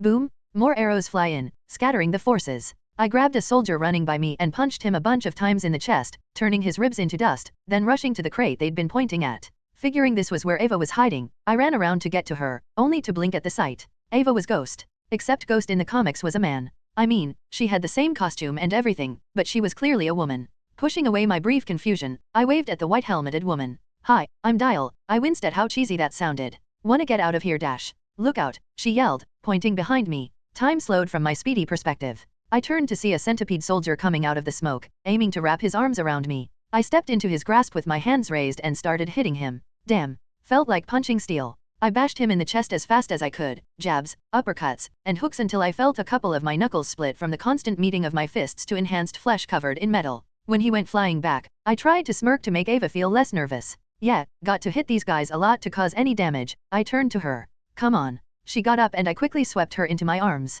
I ran out to the extraction point, slipping around soldiers with ease and keeping myself moving until we were outside. Suddenly, Ava did something, turning into the ghost that gave her her code name. She went through my arms, falling to the floor. "What just happened?" She yelled up at me as I blinked in surprise. "Did you just dash?" "Ava." The two of us looked up at the Quinjet parked in front of the warehouse, the back open. I found myself staring because inside was Lawrence Fishburne, the guy who'd played one of my favorite characters in one of my favorite standalone movies ever. Because it had never gotten a sequel. I watched as Ava ran into the Quinjet, hugging Bill Foster. Huh. Morpheus. That's cool. With that, I ran back into the warehouse as the Quinjet took off into the sky. Inside, Hawkeye had pretty much finished most of the infantry, who were running out towards the Quinjets, leaving 30 of their people behind. The centipede soldiers were still up and fighting though, 6 of them left. I entered the warehouse and tapped the Omnitrix, turning into someone a little stronger. Blitzwolfer. In my werewolf-like form, I towered over the men and women around me. One of the centipede soldiers stepped forward to punch at me. I blocked it on my forearm and punched her in the face, dropping her to the ground. 2 others rushing me got a quick sonic blast that sent them flying into crates, wood shattering under their bulk. A hit to my lower back got a grunt of pain from me. I turned to see a tall man, who backflipped to hit me in the muzzle. I stumbled back as 2 other centipede soldiers stepped in to punch me in the stomach. Enough. I roared / sonic blasted, sending all 3 flying. As they fell to the floor, I jumped on top of one and punched him in the face, knocking him out, blocked another as he rolled up to kick at me, and clawed his chest, leaving deep line across it. I roared once more, my sonic blast destroying crates behind the guy as he flew back into a wall, denting it massively. Then I tapped the Omnitrix symbol on my chest. Goop. Flying above the room, I spun at high speed and started firing pieces of myself at the soldiers still on the floor and the female one who just started to stand back up. I flowed through the room in my spinning form, adhesive goop slamming into the centipede soldiers until they were all struggling to fight out of the powerful grip of the green slime surrounding their bodies. I stopped and shifted to my bipedal form to look around. The female centipede soldier, apparently thinking she'd snuck up on me, swung her fist into my back, coming out the other side in a splash of green liquid. I shifted my body, my head, and limbs going the other way so I was facing her. Her blank face looked up at me. "Rude," I said from the floating anti-gravity projector above my goop form. I flowed around and surrounded her, soaking her in my adhesive form, then moved away to leave her in a pile of adhesive. She struggled, left unable to move in the makeshift bonds I'd created. For a moment, the room was quiet except for the sounds of centipede soldiers fighting to escape. I noted how none of them really had expressions. It was kinda creepy. Even movie zombies at least growled or something. These guys and girls simply stared at me. All done. I shifted my body to look at Hawkeye in his full armor, who shivered at the way my fluid body moved. "Seriously, that is crazy looking." "Sorry," I said in the robotic voice from my projector. In a flash of green light, I turned back into my human form. "Well, we have prisoners now, right?" Suddenly, one of the centipede soldiers began to scream. Hawkeye ran to him, leaning down. "Shit, they're trying to activate the kill switch in their eyes." It was something Carlson's team had told us about. All centipede soldiers had some useful upgrades, among them a slick eye implant that let them see through walls. But, it was also able to be used to kill the soldier. The ultimate way to keep your soldier from being interrogated was to simply kill them. "Jarvis!" Hawkeye yelled. "I'm stopping them," Jarvis said to us over comms. "But their programming has been upgraded from what Sky and Fisk have told us. I'm pulling in X to help." More centipede soldiers began to scream until all 6 of those awake were wailing in pain. Others, the ones I, Ava, and Hawkeye had killed or knocked out, started to shake before going still. I tried to think of some way to help. Brute strength was off the table, jury rig would take too long, so in a quick turn of the Omnitrix, I flipped through my Omnitrix's menu. In that time, 2 soldiers died, their right eyes twisting around in their sockets. I pushed the Omnitrix down and transformed. My skin became inky black with green circuitry. Upgrade. I leaped towards the female soldier, my body slipping into her eye as she screeched in horror and pain. "Oh my god!" Hawkeye yelled, the sight of my massive nanite form flowing into a woman through her right eye apparently surprising him. As the last of me entered with a slurp slurp sound, He held a hand over where his mouth would be under his helmet. I'm going to be sick. I ignored him, instead joining with the woman's implant. It was the work of a quick thought to disconnect her from her handler's network. I flowed through the rest of her only to meet with something interesting. She had other nanotechnology in her body, and it was angry. Where I had been thinking of myself as a fluid being, I was suddenly split into millions of tiny bodies, battling nano-sized beings that were constantly rewriting the woman's genetic code, giving her some of her superhuman strength and healing. They were also fucking crazy. If it wasn't for the strange makeup of her body, she would have started exploding at some point. As it was, her platelets had been modified to stop herself from doing that. The nanotech, obviously extremists, tried to attack my form, tearing at me. I took the blows and absorbed them, shifting them into becoming a part of me. I flowed through her, into the centipede device, and winced mentally at the feel of the gamma radiation within it. Seriously, with the way her body had been set up, she'd soon self-destruct without constant maintenance. I didn't have time to fix it, however. The surviving centipede soldiers were dying. Once I took over her form, I connected to the wireless unit that had been trying to kill her, piggybacking onto it and connecting with the surviving soldiers, Jarvis moving aside to allow me in. One more man died in that time. Then I disconnected them from the wireless, leaving the women connected. I flowed into that link, Jarvis joining with me as we bounced through the internet chasing our opponent. They tried to fight us, but I went through it. Just before I could find it, we received a message. A message that had been sent to someone on the other side. With some work, I realized I'd hacked the email of one of the centipede soldiers' handlers. The soldiers were being controlled, and the people controlling them were. Fuck. In the millisecond it took to read it, I changed tactics. Shit, they're dying, I said, sending malfunction reports, moving a portion of my body off the woman's shoulder to look around. Hawkeye stared at me, giving the clearly alive centipede soldiers a look. Go with it, sir, Jarvis sent him. Well, stop them. Hawkeye yelled, moving to take a man's pulse. I'm trying. I yelled dramatically, rereading the message. Once I knew what I had, Jarvis moved with me, calling out for X. Soon the three of us had gotten everything. Some of the volunteers had been hired, but most were former computer technicians and such, normal people. They'd been pulled in using what Hydra called the incentives program. Blackmail. What we found was a series of images of people. Women, men, children, all locked in rooms, some crying, some angry or confused. They all had guns aimed at them. Over each image was something simple, each personalized, each horrific. If you do not follow our orders we will kill them. You want to see your wife again, don't you? Do as we say, or we'll kill your son. Hostages. They were threatening to kill hostages in return for someone to help them. I pulled back, furious. If I went too far, then I'd end up getting innocents killed.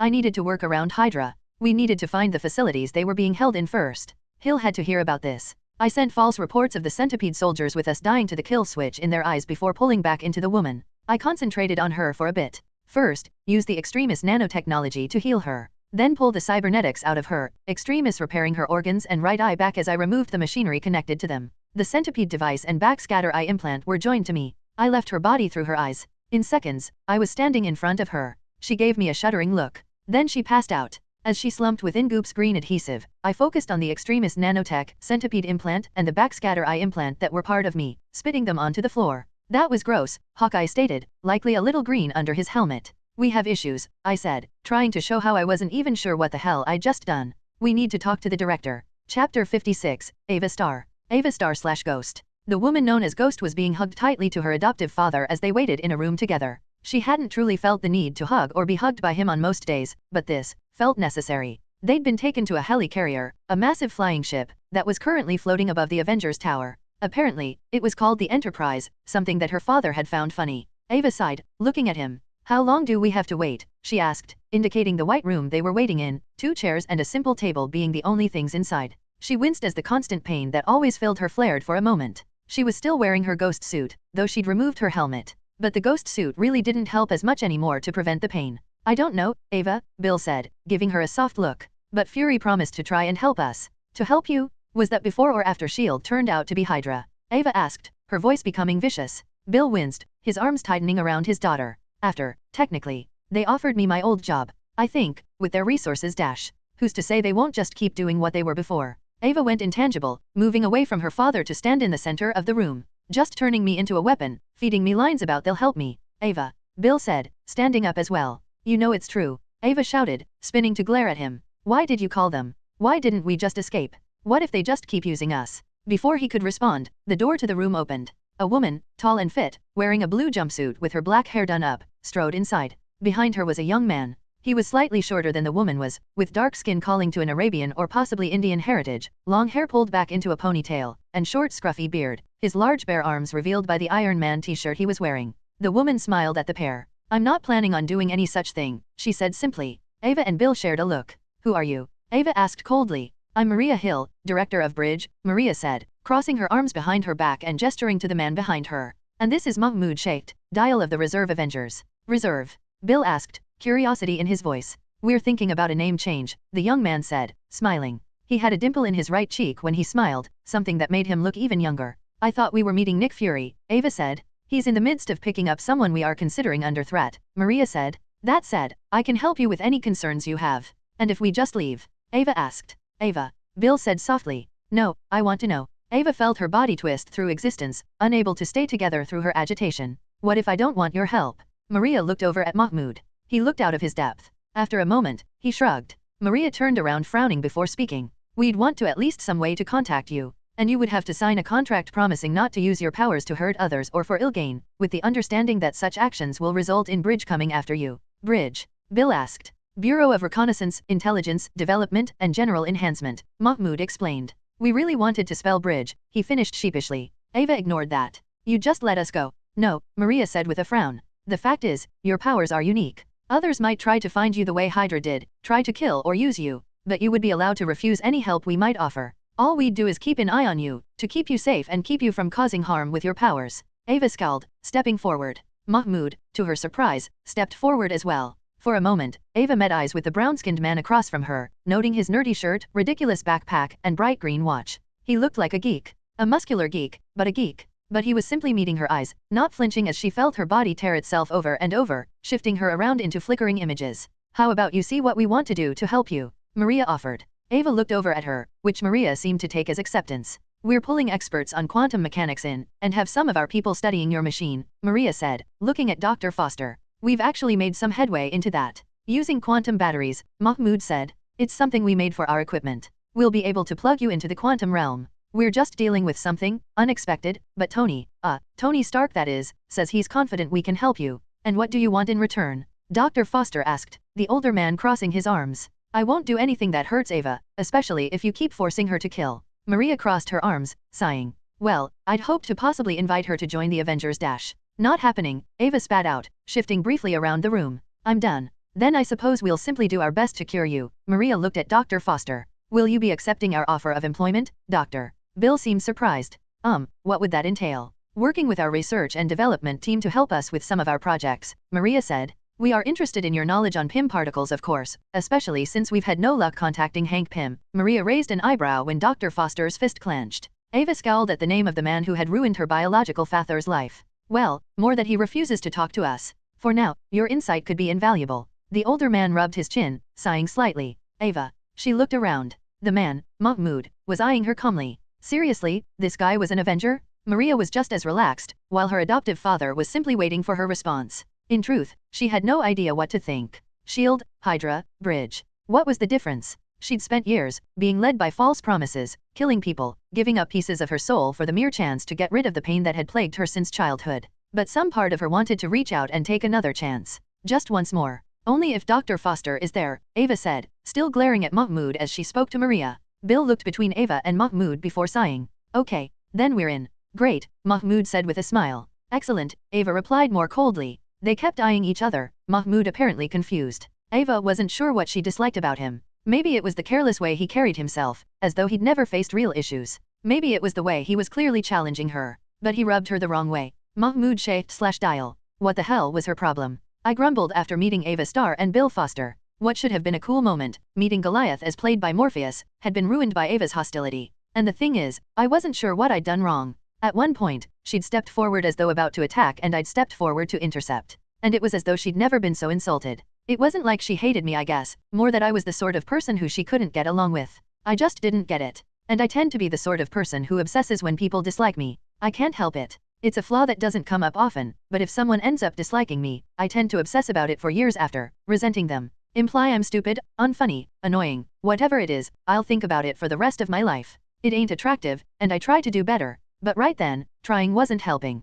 I was musing on this in my room, during my downtime. Trying to push the thought away, I looked around for something to get my mind off it. My eyes panned to the video game system and TV, and I thought about seeing what video games were like in a Stark-designed world. Then I dismissed it. After the Omnitrix, I just couldn't see much interesting about video games, at least not right then. I turned on the TV anyway, switching it to the news, then grabbed my bridge issue tablet and powered it up as I paced. I had some messages waiting already. Sky reminding me of my appointment to make her armor and hang out. The contract from Stark Industries merchandising department I had to sign. Mostly to use my image, aliens, and property in their products, which I read slowly before signing. Fitzsimmons had finished their new machine, and the Claytronic maker was officially in working order. After a frustrated moment, I tossed aside the tablet and laid back against the couch. It was supposed to be my downtime. But I couldn't think of anything to do and everyone else was busy. Fuck it. I got up and went to the window, reaching for the Omnitrix when there was a knock on the door. I stared at the door for a moment, then back outside the window, where New York awaited. Another knock at the door came. I sighed and turned away from the window, walking towards the door and opening it. Clint, Creel, Bucky, Sam, Steve, and Tony were standing there, all of them holding paper bags. I blinked. Hey guys. What's up? Sup? Clint pushed his way inside, the others following. I heard you were moping in your room. I wasn't moping, I grumbled, watching as the superheroes and former supervillains strode into my room. What's going on? Movie night, Tony said cheerily, the billionaire holding bags full of junk food. Well, day I guess. Hill gave us a few hours to relax, so we came down here. You don't mind, do you? Steve asked, concerned. I didn't know they were springing this on you. Steve gave Tony and Clint a glare. Both men grinned at him as they put down the food they'd brought. No, I don't mind, I said, deciding to go with the flow. Good, because I'm getting drunk, Creel said, heading towards my kitchen. Can't, Sam called out to him. We've still got to get back to work after this. Plus, I don't have alcohol, I said, grinning at the disappointed look on Creel's face. I walked to my couch and sat on the floor, leaning back against it. What are we watching? Frankenstein, Alien, and The Thing, Bucky answered with a grin. The former Winter Soldier seemed to be almost trying a bit awkwardly to have fun, sitting down on the couch with more energy than required, but none of us commented on it. Jarvis, Tony said, grabbing a bag of barbecue chips. Already playing, sir, the AI said. Soon, we were watching classic horror movies together. I looked around and found myself grinning. It's good to have friends. Chapter 57, Project, Blood Diamond. Samuel Stearns / the leader. In his lab, Stearns worked carefully, putting the final touches on the chemical he'd been putting together for the past few minutes. As he worked with the blue liquid, John Garrett walked into the room. Hey, big head. Garrett said jauntily. All done. Stearns held in his anger. Garrett was rude, uncouth, and useless. The only use he had, as far as Stearns could tell, was that he had men under his command. The Hydra leaders had some sort of use, but Garrett? Stearns only held his control with great discipline, an easy task for a genius of his caliber, and something Garrett didn't deserve. Yes, I believe I am. Stearns looked up as another person walked into the room. Young Raina. You have the final component. Yes, Dr. Stearns, Raina said with a bright smile, the young black woman wearing a pretty silk blue dress with flowers all across it. You sweet-talking my girl, Stearns. Garrett asked with a grin as Raina handed Stearns a blue vial. Stearns held in his thoughts on that. Raina has been helping me. She really has quite the gift for genetics. Stearns poured the contents of the blue vial in with other chemicals. Sadly, synthesizing this has been quite difficult, and some of the versions I've created broke down. But this is the final and completed serum. Thankfully for you, I've gained quite a bit of experience in alien genetics recently. Stearns poured all of it into a glass and handed it to Garrett. Go ahead and drink that. What, just like that? Garrett eyed the blue fluid within the glass. I thought it would be a bit more complex. Although I do like that one of my fellow Death Cult members is handing me Kool-Aid. Yes, very quaint, Stearns sighed. Now, please leave. Garrett blinked at Stearns. Thought you'd be more excited about this stuff, Stearns. You know this Jesus juice can bring the dead back to life, right? The gamma-enhanced genius smirked. Yes, I do. And while I'm sure less intellectual minds would find that interesting, I foresee far better things in my research. After a moment, the other man shrugged before drinking the blue liquid. For a moment, nothing happened. Then Garrett gasped, his back twisting as he stumbled. Raina and Stearns watched him calmly as he fell to his knees, eyes wide. What is this? Power, I suppose, Stearns said simply. With Dr. Stearns' help, I've been able to make incredible progress in my research, Raina added with a sweet, cold smile. With all of the enhancements already in your body. Stearns turned and walked away, leaving Garrett to heal. Raina followed. As the gamma-enhanced genius walked through the halls, he could hear Garrett laughing deliriously in the background. All according to plan. When Stearns had realized that there was a sort of genetic memory in the blood of whatever alien the vials Garrett had given came from, he'd come upon a plan. Garrett was an issue. For all of his crudeness, he had men and resources that he'd allowed Strucker to use. Garrett gave Strucker manpower that the leader of Hydra wouldn't otherwise have. But, if Garrett became so obsessed that he decided to cut ties with Strucker, well, Stearns hadn't had to work very hard to make sure the serum he'd given Garrett would give him an extra dose of the genetic memories within them. Raina, Stearns said as they walked together. Yes, doctor. Raina asked politely. Is Project Blood Diamond ready? Of course, Raina said, following Stearns through the castle. The subject is now under our control, and the crystals have been placed in the particle infusion chamber. She's been injected with the purified serum you created, though I should warn you we had to use the only one you created. Wonderful, Stearns said with a smile. Do you know the story of how Hydra obtained her? They found her in Mexico, right? Raina asked. Stearns chuckled. Yes, they did. And that was when Hydra came into conflict with another organization. When Hydra took her, this organization attacked them. Now, I haven't found any records of what that group was called. But they followed this young woman wherever Hydra hid her, calling her Black Sky. Hydra and this organization killed each other across America, all over her. Raina stared at him, surprised. Why did this organization stop? In an ingenious maneuver, Hydra faked her death in an explosion. Stearns smiled. But make no mistake. If this organization is still around, and they find that she is alive, I do believe they would do anything they could to capture her. The pair walked into a room. Inside, the subject of their conversation was sitting placidly on a bed as scientists roamed around her. Are you ready, my dear? Stearns asked the blank-faced girl. She'd changed since he'd last seen her. Still thin, almost painfully so, but her once matted black hair was now clean and combed. She wore white patient's clothes and looked up at Stearns. Stearns noted that unlike others, she didn't seem to notice his massively enlarged head, only meeting his eyes placidly. Estoy feliz de cumplir, the young woman said. Ah, my dear girl, Stearns said fondly, shaking his head. Such a sweetheart now. Please, he gestured to the large grey metal tube that had opened up to reveal a space large enough to sit in. Enter the chamber. Without hesitation, the girl rose up and walked over to it, standing inside and lying back as the three large rectangular lights on either side of her glowed within the chamber. Are you sure this will work? Raina asked. When Stearns scowled at the perceived insult, she hurried to continue. I trust your calculations, doctor. But it seems fantastic. Stearns slowly softened. Yes, I suppose it does. But the chamber has been tested before, and I believe now we have found the perfect material to make use of and a subject most likely to survive the process. Strucker came through the door then, followed as always by Rana Williams in her aberration form. Stearns held in a sigh of disappointment at the sight of Rana being so loyal. What a waste. Such beautiful power, all wasted in servitude to, well, to each their own. Excited, Strucker? Stearns asked as the chamber closed around the young girl within it. In many ways, yes, Strucker admitted. I was first put on this project by Whitehall himself. While Creel was quite the success, his abilities were far too temporary for our tastes. Seeing what you make here will be interesting. For once, Stearns didn't feel distaste towards Strucker. In this, both men were in total agreement. While Strucker could never match the incredible brilliance and magnificent intellect within Stearns, he was still a scientist. I suppose we should begin, Stearns said with a smile. 100%. 100, sir, the black-haired scientist at the massive cube device next to the chamber asked, shocked.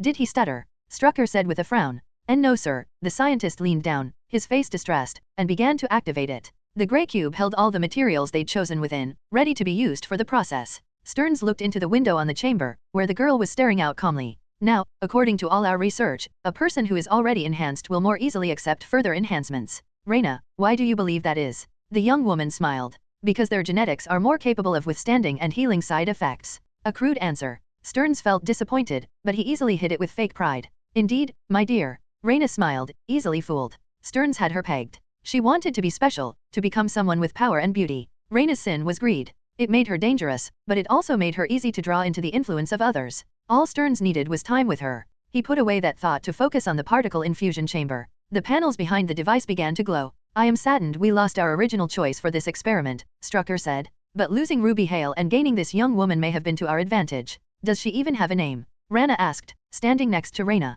Despite their similar names, the two couldn't have been more different, Rana towering over the smaller woman. Strucker said, adjusting his monocle. I'm not sure. Suddenly the girl within the chamber grimaced, gritting her teeth. Raina frowned, sharing a glance Stearns, who simply smiled. The girl shouted, then roared, a surprisingly intimidating sound. Strucker stepped forward with a fascinated look in his eyes. How much? Stearns asked the scientist at the controls. 59% infusion, the man yelled, with far more emotion than Stearns really felt was necessary for what amounted to a medical procedure. The girl shouted again, eyes snapping open. As they watched, her eyes began to change color. Is that supposed to happen? Rana asked, the gamma-enhanced woman staring. It's the DNA of the material imposing itself, Stearns said calmly. How much? It's accelerating? 70, 80, 100%, that's all of it. The lights across the machine shut down, the panels behind it turning off as well. The chamber opened and the girl was revealed. She was panting, her chest heaving as she sweated, soaking her clothes. The thin young woman stared around angrily, hissing. Rana still in her monstrous form, stepping in front of Strucker, only for him to shake his head and step forward. The girl's eyes glowed a bright yellow. No, they didn't glow. It was more like, they'd become that way. They had turned into smooth topaz-like gems, the light making them glitter. Show us, Strucker said softly. Show us what you can do. She twisted her wrists. From each hand, in between pinky and ring finger, and her middle finger and index finger, 4 blue-green crystals shot out, 2 for each hand. They were shaped like curved blades, claws of crystal. The girl grunted in pain as blood poured from the holes the claws ripped in her hands to come out but didn't seem too bothered otherwise, the bleeding stopping almost immediately as the wounds healed around the claws. She focused once more, and a ripping sound was heard as she stumbled out of the chamber. From her back, shoulders, and along her arms, more crystals sprouted, piercing her skin and ripping at her clothes. She closed her eyes, and all the crystals pulled back except the ones in her hands, leaving her clothes to flutter to the ground as she stared at them with calm eyes. All the holes in her skin sealed, then healed over in moments. Incredible, Strucker said, gently removing his coat and stepping forward. He eyed the blood on her body and claws before chuckling. Truly, he said, putting his coat around the girl. You are a blood diamond. The girl stared blankly, her claws glittering in the lightest topaz-colored gems gazed upon them. Chapter 58, Movie Time. Oh my god. Steve yelled in horror as we watched a snake-like creature burst from John Hurt's chest. The super soldier yelled again, ignoring Tony laughing at him. Whoa, Bucky said, blinking as the crew of the Nostromo screamed in horror at the sight of their friend giving what I've heard described as violent chest birth. How awesome is that? I yelled, grinning at the reactions of Bucky and Steve. And you guys thought it wouldn't be scary. I thought about mentioning how the actors' fear was real since the directors had never told them what was going to happen. But that was better told after the movie, to make it better for a second watch. Steve continued to stare, eyes wide with shock. Bucky only shook his head, not as shocked, but still looking surprised. Guess everyone reacts differently to the chestburster scene. We'd watched Frankenstein already, of course, so Alien had been the obvious next film. As Steve and Bucky continued to watch though, I realized eyes were on me. I looked around. Creel, Sam, Tony, and Clint were all staring at me. No, wait. They were staring at the Omnitrix. A sigh left my lips as I rolled my eyes. I told you, there are no xenomorphs in the Omnitrix. Oh yeah, but there are Frankenstein aliens. Creel pointed out smugly. I'm with Mr. Periodic Table over there, I'm not taking your word for it, Tony said with a grunt. Barton told us about you going into that lady's eye. Her eye was cybernetic. I complained, leaning away from the couch to look at a disgusted Tony. It's just how upgrade works. Bucky stared at me, his robotic arm very carefully moving to hide behind his back. Before I could decide if that was speciesist towards upgrade or not, Sam sighed. When I looked at him, his mind clearly wasn't on the movie. I nudged him until he looked at me. You okay? I asked, slightly concerned. Just want to go on the next mission. Feels like we should be doing something right now, he admitted. The mood lowered. In truth, I think we all felt that way. Like we were just forcing things. We'll go soon, Steve said, putting a hand to Sam's shoulder. Bucky frowned at that but didn't speak. We're just waiting for Hill to finish the interrogations. In the meantime, we need to take our chance to breathe. Too much time on the front lines will wear anyone down, you know it as well as we do, Sam. I wonder how those interrogations are going anyways, Creel said idly. Probably great, Tony said with a smirk. I heard she's threatening to sick upgrade on the centipede soldiers. Seriously? I asked incredulously. Well, the ones who weren't being given incentive, Tony said with disgust. Apparently the chick you cured is screaming about how you stole her powers. I had no idea what to think of that. I thought I'd been doing a kindness, considering how destroyed her metabolism had been. Steve sighed, reaching for the remote and pausing the movie. We probably weren't going to focus on the movie anyway. Hill says that she's working to find the people who are being held hostage, but it'll take some time. Steve shook his head, a deep sadness in his eyes. Still no word on Sharon, Trip, and Jennifer though. Well with that, the mood is officially ruined, Clint mumbled, though he seemed as dismayed as the rest of us. Sam gave Clint a look, shrugging. Sorry, Clint. What, for ruining a party? Tony asked sarcastically, grabbing a package of Oreos and taking a stack of them out. Turning us all into angst-ridden teenagers. Tony, Steve said, glaring at him. Sam's right. We're trying but I think we all know Hydra is on our minds. Hey, I'm just saying, Tony replied. Could have spent a bit of time talking about how there are apparently alien Frankensteins out there in the universe. Instead, we're talking about Hydra again. I'm seriously getting tired of those guys dominating my thought processes these days. Could be making more cool toys with those brain cells. In his defense, Tony was right. Ever since the Triskelion, pretty much every conversation I'd been in came back to Hydra at some point. Seriously, I was pretty sure the Avengers ended up fighting other bad guys. Where were AIM, Ultron, Galactus? Actually, thinking about the last one, I felt a bit of relief in retrospect. I didn't want to even see Galactus without at least Atomix helping me. That's the way war is, Steve said with the wise and sad voice of experience. Hydra is always going to be in the back of our minds. Tony didn't seem satisfied with that. I don't think any of us were. Well, on that depressing note, I said with a sigh, rising off the floor. I gotta meet Sky. You guys can hang out here, just please clean up when you finish. I directed the last bit more at Sam and Steve, the ones I actually trusted to do it. Sky, huh? Tony said with a glimmer in his eyes I didn't like. I decided to ignore him, said my goodbyes, and walked out to head to the elevator.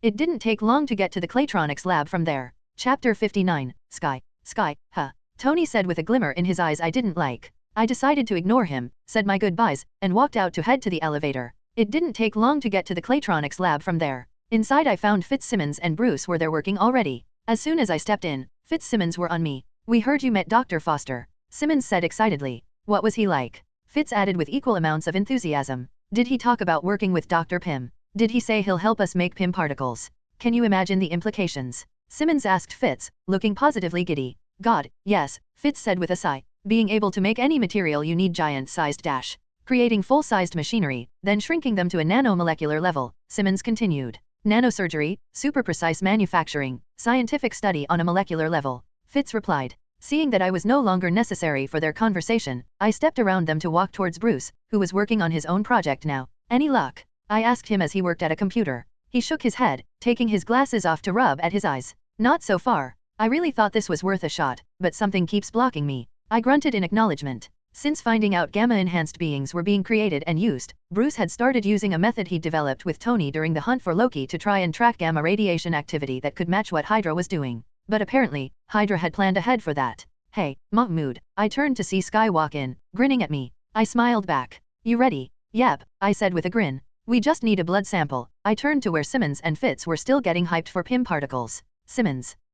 Simmons turned to look at me, then smiled at the sight of Sky. Hey, Sky. Hey guys, Sky said with a returning grin. Mahmoud says I need to give a blood sample. Oh, it's to make sure no one else can use whatever armor you get, Fitz said. The two British genius walking over to the Claytronics Nanoforge, newly named after Tony, cracked one too many jokes about the other name. Simmons went over to her station, which was a lot cleaner than mine. In my defense, Jury Rig was very untidy, in the sort of organized chaos kinda way where he knew where everything was, even if no one else could figure it out. Simmons pulled out a syringe and turned.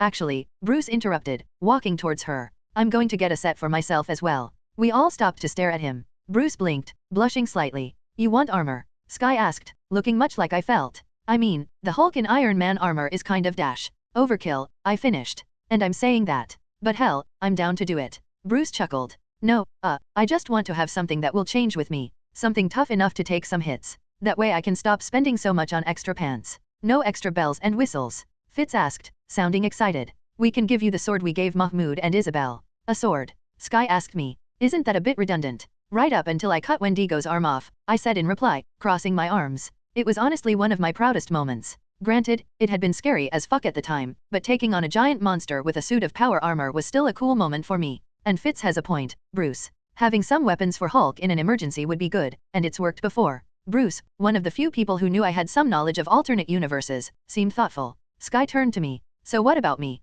Do I get an Iron Man armor? As soon as we get your blood work in, I said simply, looking Sky up and down. Sky was one of a few people I interacted with who didn't have a comic book counterpart, most of whom were in Coulson's team. I didn't remember anyone named Sky, no last name in the comics. What were you looking for, anyway? Something like what Pepper got. Yeah, basically, Sky watched as Simmons pulled out a blood sample from her arm, wincing a bit. Just flying would be cool. I always wanted superpowers, you know. I felt the same way. Having the Omnitrix was a dream come true really, even though I was nowhere close to unlocking its real potential yet. Flying at sonic speeds with Astrodactyl, running through New York like the Flash with Fast Track, brawling with the power of Wrath or Forearms, feeling power run through me as Frankenstrike, feeling the world as Wild Mutt and Blistwolfer, or the brilliance of Jury Rig, and the feel of merging with tech as Upgrade. I'd often dreamed of having just one of those powers. Now that I had them all, I really felt like giving people some portion of them would be awesome. Okay, let's look at your blood in the new genetic sequencer, Simmons said, putting Sky's blood inside before going to Bruce. I went over to the machine myself, curious.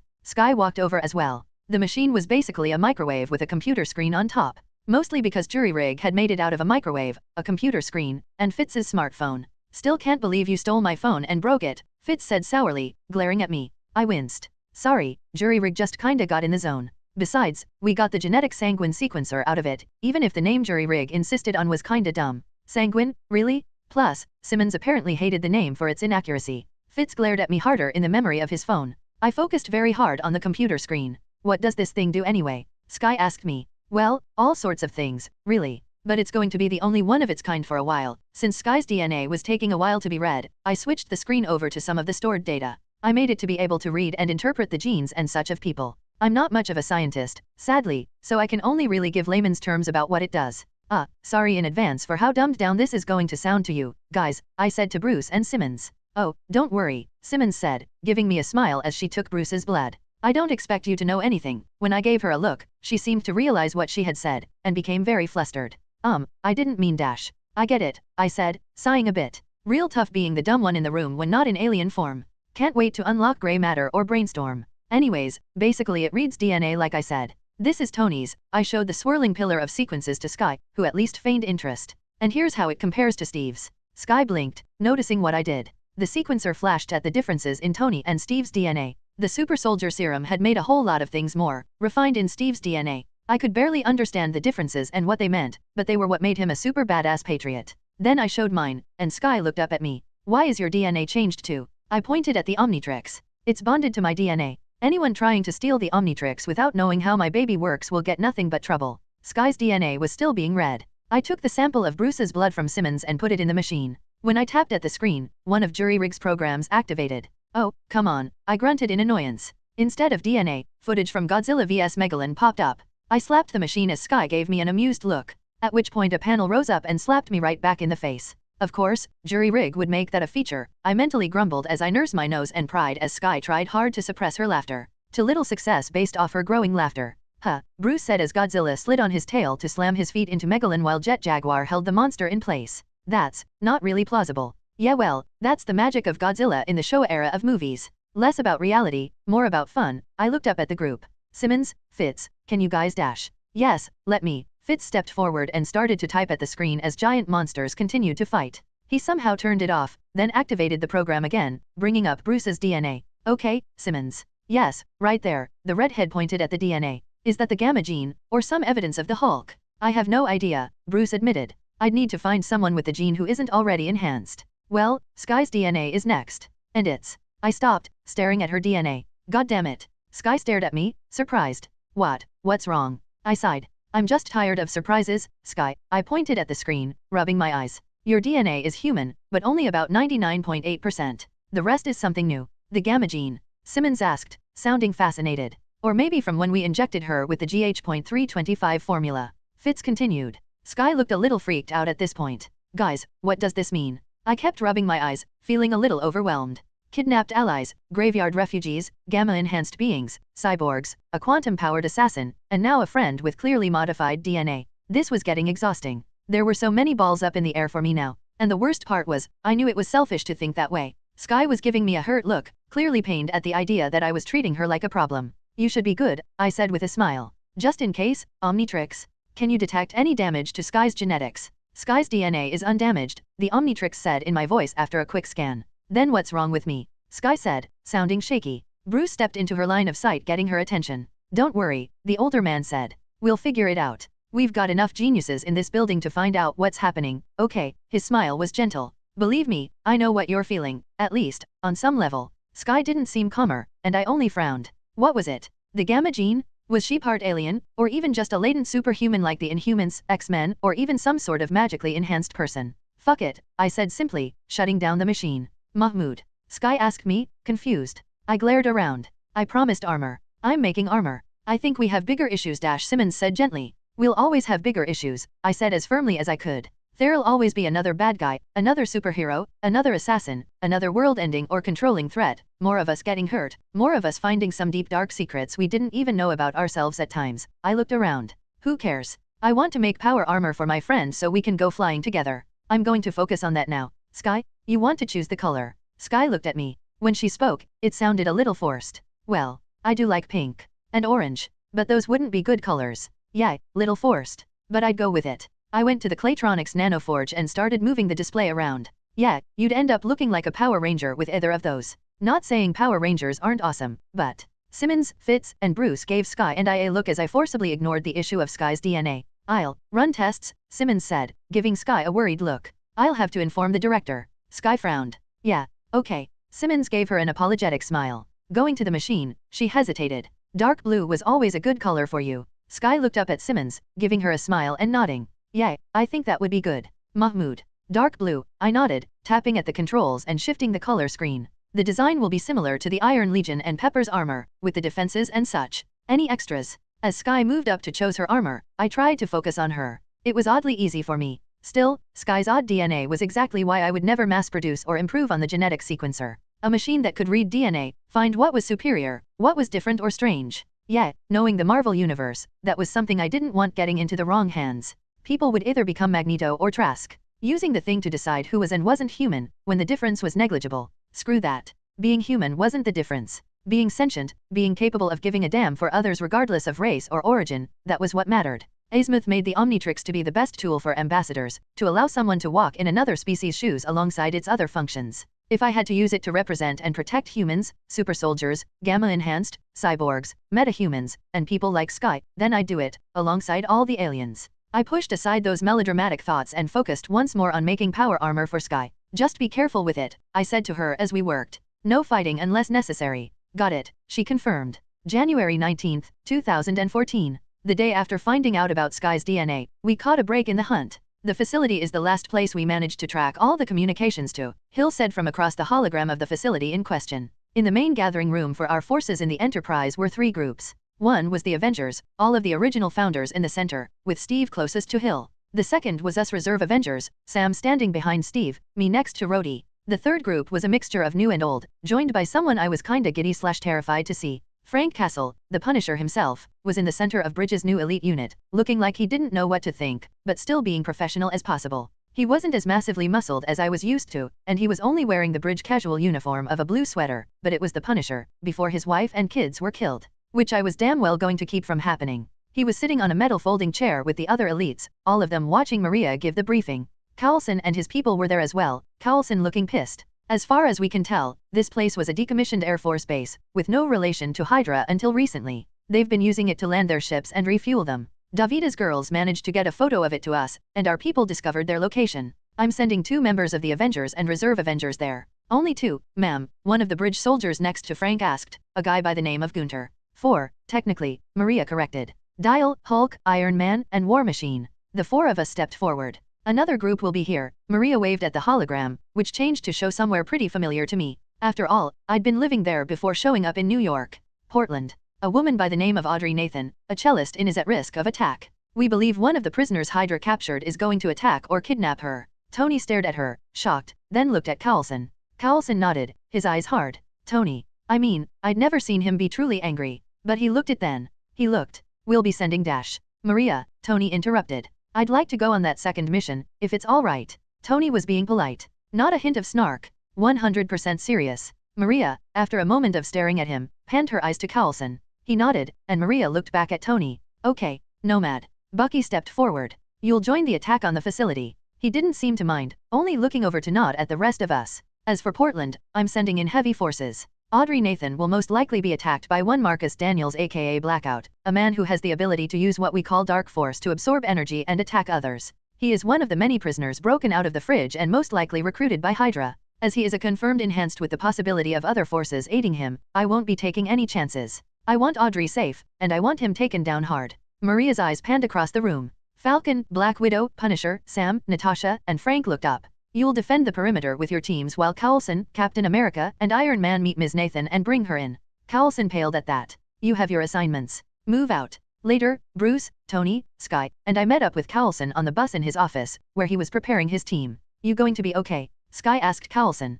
Carlson only gave her a look. That bad, huh? She asked quietly. Well, he did break up with her via death, Tony said unhelpfully. Tony. Bruce shouted, shocked. Carlson seemed legitimately hurt. He sighed, sitting down in his chair. I didn't want to see her again like this. With Daniels attacking again. Well, we'll keep her safe, Tony said, his eyes hard. I've got something to bring him down. And if anyone else tries to back him up, we'll take them down too. As Carlson seemed to relax at that, I realized once again that Tony and Carlson had a really complicated relationship. Well, we'll finish up as soon as we can, Bruce said, his eyes flashing green. Maria thinks Daniels or the base will have information on where Jennifer is. And Sharon and Trip too, he said quickly. It was clear where his thoughts lay though. We'll stump the base out, then come to you if you need us. We won't, Tony's eyes were flinty. Believe me? Yep. Tony was a scary fucker when he wanted to be. In the meantime, Sky, I said to her, I know you have your armor now, but don't use it in combat unless necessary. We don't know what sort of effect Dark Force will have on arc reactors and quantum batteries.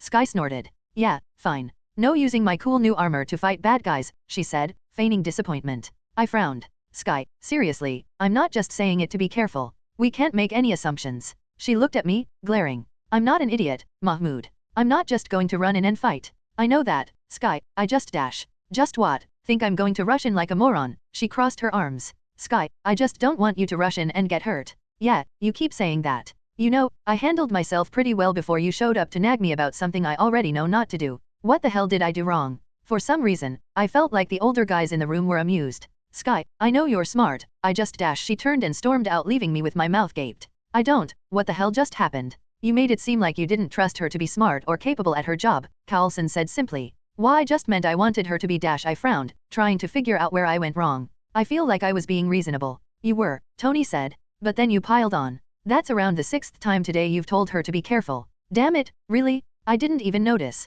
Left feeling a bit off, I finally turned to Bruce. Hey, you made a mistake. You just need to apologize, Bruce said with his hands raised to say this wasn't his problem. Nope. I'm just going to ignore it and go fight Hydra. Forearms time, baby. Chapter 60, Once and for All. I piloted the Defiant towards the facility we'd be attacking. I felt a bit of tension. While this place wasn't going to be an insane risk to attack, it was also important. According to what we knew, Hydra was using it as a necessary hub for refueling and resupplying. Davita's team had managed to sneak us a photo, which had been analyzed by bridge personnel and was used to find the location. From there, Jarvis and X started analyzing it. We knew as much about the base as one could without actually living there. How's your movie watching going? I asked the empty air. I'm enjoying it, sir, X said over my comms. I quite liked the Omnitrix. I wondered what you would think of it, I said with a smile. Especially of the Matrix as a whole. I preferred the Ghost in the Shell manga and anime, but I still enjoyed them overall. Any idea what you want to watch next? I asked. Actually, I believe I'll take a break from movies for a week, sir. I'll be putting more time into literature and manga. Before I could respond, Bucky poked his head into the cockpit. He looked at me, then moved into the co-pilot's seat. I waited for him to speak. Bucky was doing well, all things considered. When he was around Steve, he joked around, made fun of his friend, laughed. But he was still a former assassin working for Redemption. So I waited as he thought of what he wanted to say. You might end up killing again. Are you prepared for that? I thought of what to say to that. I no longer had the same bravado I had the last time. I'd spent time thinking about what I'd done, and every mission after I'd done what I could to stop myself from killing anyone. But my role this time called for me to do serious damage. The Hulk and Dial, going in and smashing anyone in our way. People would likely die, in the same that even though everyone enjoyed giant monster fights, there was still the fridge logic of the thousands of people dying in the midst of the kaiju fighting. I'm prepared as I can be, I said at last. I don't want to, and I'll try not to, but I think the graveyard got rid of any sympathy I have for Hydra. The graveyard, where they tortured, tested, and experimented on failures of Hydra experiments going back decades, with the numbers going into the thousands. Considering how many people go missing worldwide, there may have been more. And when they were done, well, the Wendigo had to eat. The files I'd seen of what they had done would haunt me forever. Hydra certainly did their Nazi roots proud. I wasn't going to be the sort of person in love with carnage and killing. But the thought of Hydra dying at my hands no longer made me reflect on a knife piercing through flesh. Instead, I thought of victims on hospital beds in a bridge facility, crying as their painful prosthetic and animal limbs were being gently removed. Bucky patted me on the shoulder awkwardly. That's good. I mean, you shouldn't start to like it or anything, but, He stopped and gave me the helpless look of a man used to all the moral sides of killing, trying to figure out how to word them. I smiled a bit at how hard he was trying to help a naive superhero like me. Okay, so you know the plan. Professional Bucky came back in an instant. Drop Hulk and you from above, War Machine and Defiant taking out any escaping aircraft. I'll go in with the hard drive, sneak into the facility while everyone focuses on you, insert the hard drive, defend it for as long as it takes for the virus to finish while Hulk and you destroy and engage enemy vehicles, personnel, and heavy weapons. Once done, rendezvous with the other team and see about our next target. It was actually chilling to hear Bucky bring out the assassin in him. I nodded. Yep. Should be fun. Especially since they've got nothing but tanks and gunships. Small-time stuff. The world's really changed when that kind of firepower is considered small-time, Bucky noted. Cavemen probably had the same complaint once, I joked. Besides, Steve, Clint, and Hartley are still representing how strong the old-school weapons can be in the right hands. Bucky frowned. Yeah.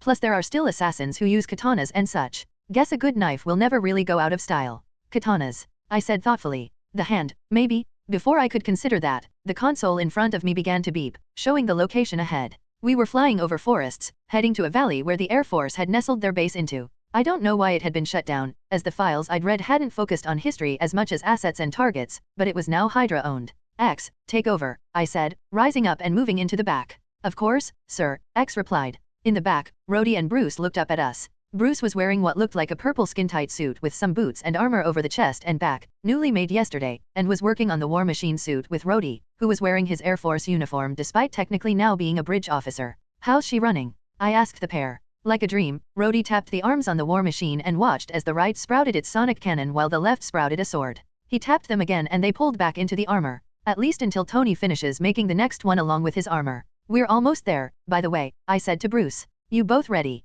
Bruce closed his eyes, breathing deeply, then opened them. I think so. I thought about what you said, about using my anger while also keeping calm. Hopefully, we'll both be able to do that. All right then, I walked to the back, where the door began to lower as we flew through the air, Bruce following me. The base was below us by a few thousand feet, shadowed by the forested mountains around it. Hangars, tanks, Quinjets, and gunships could be seen from the air. There were some surface-to-air missile defense systems that weren't able to detect the Defiant. I could also see some giant tanker planes, the kind used to refuel aircraft in mid-flight. I pointed at one of them. I take the left, you take the right. I yelled over the wind rushing past us. Sounds good. Bruce yelled back. With that, I tapped my chest, my armor sprouting over my form and covering my head with my black helmet. Then I activated the Omnitrix, flipped through the menu for a bit until I got to the big guy. Then I jumped out of the floating Quinjet from thousands of feet in the air, Bruce joining me seconds later. Going hero. I cried out as loudly as I possibly could as we fell together. I pressed down the dial and changed as Bruce shifted, both of us gaining hundreds of pounds of muscle in an instant, Bruce's new armor growing along with him.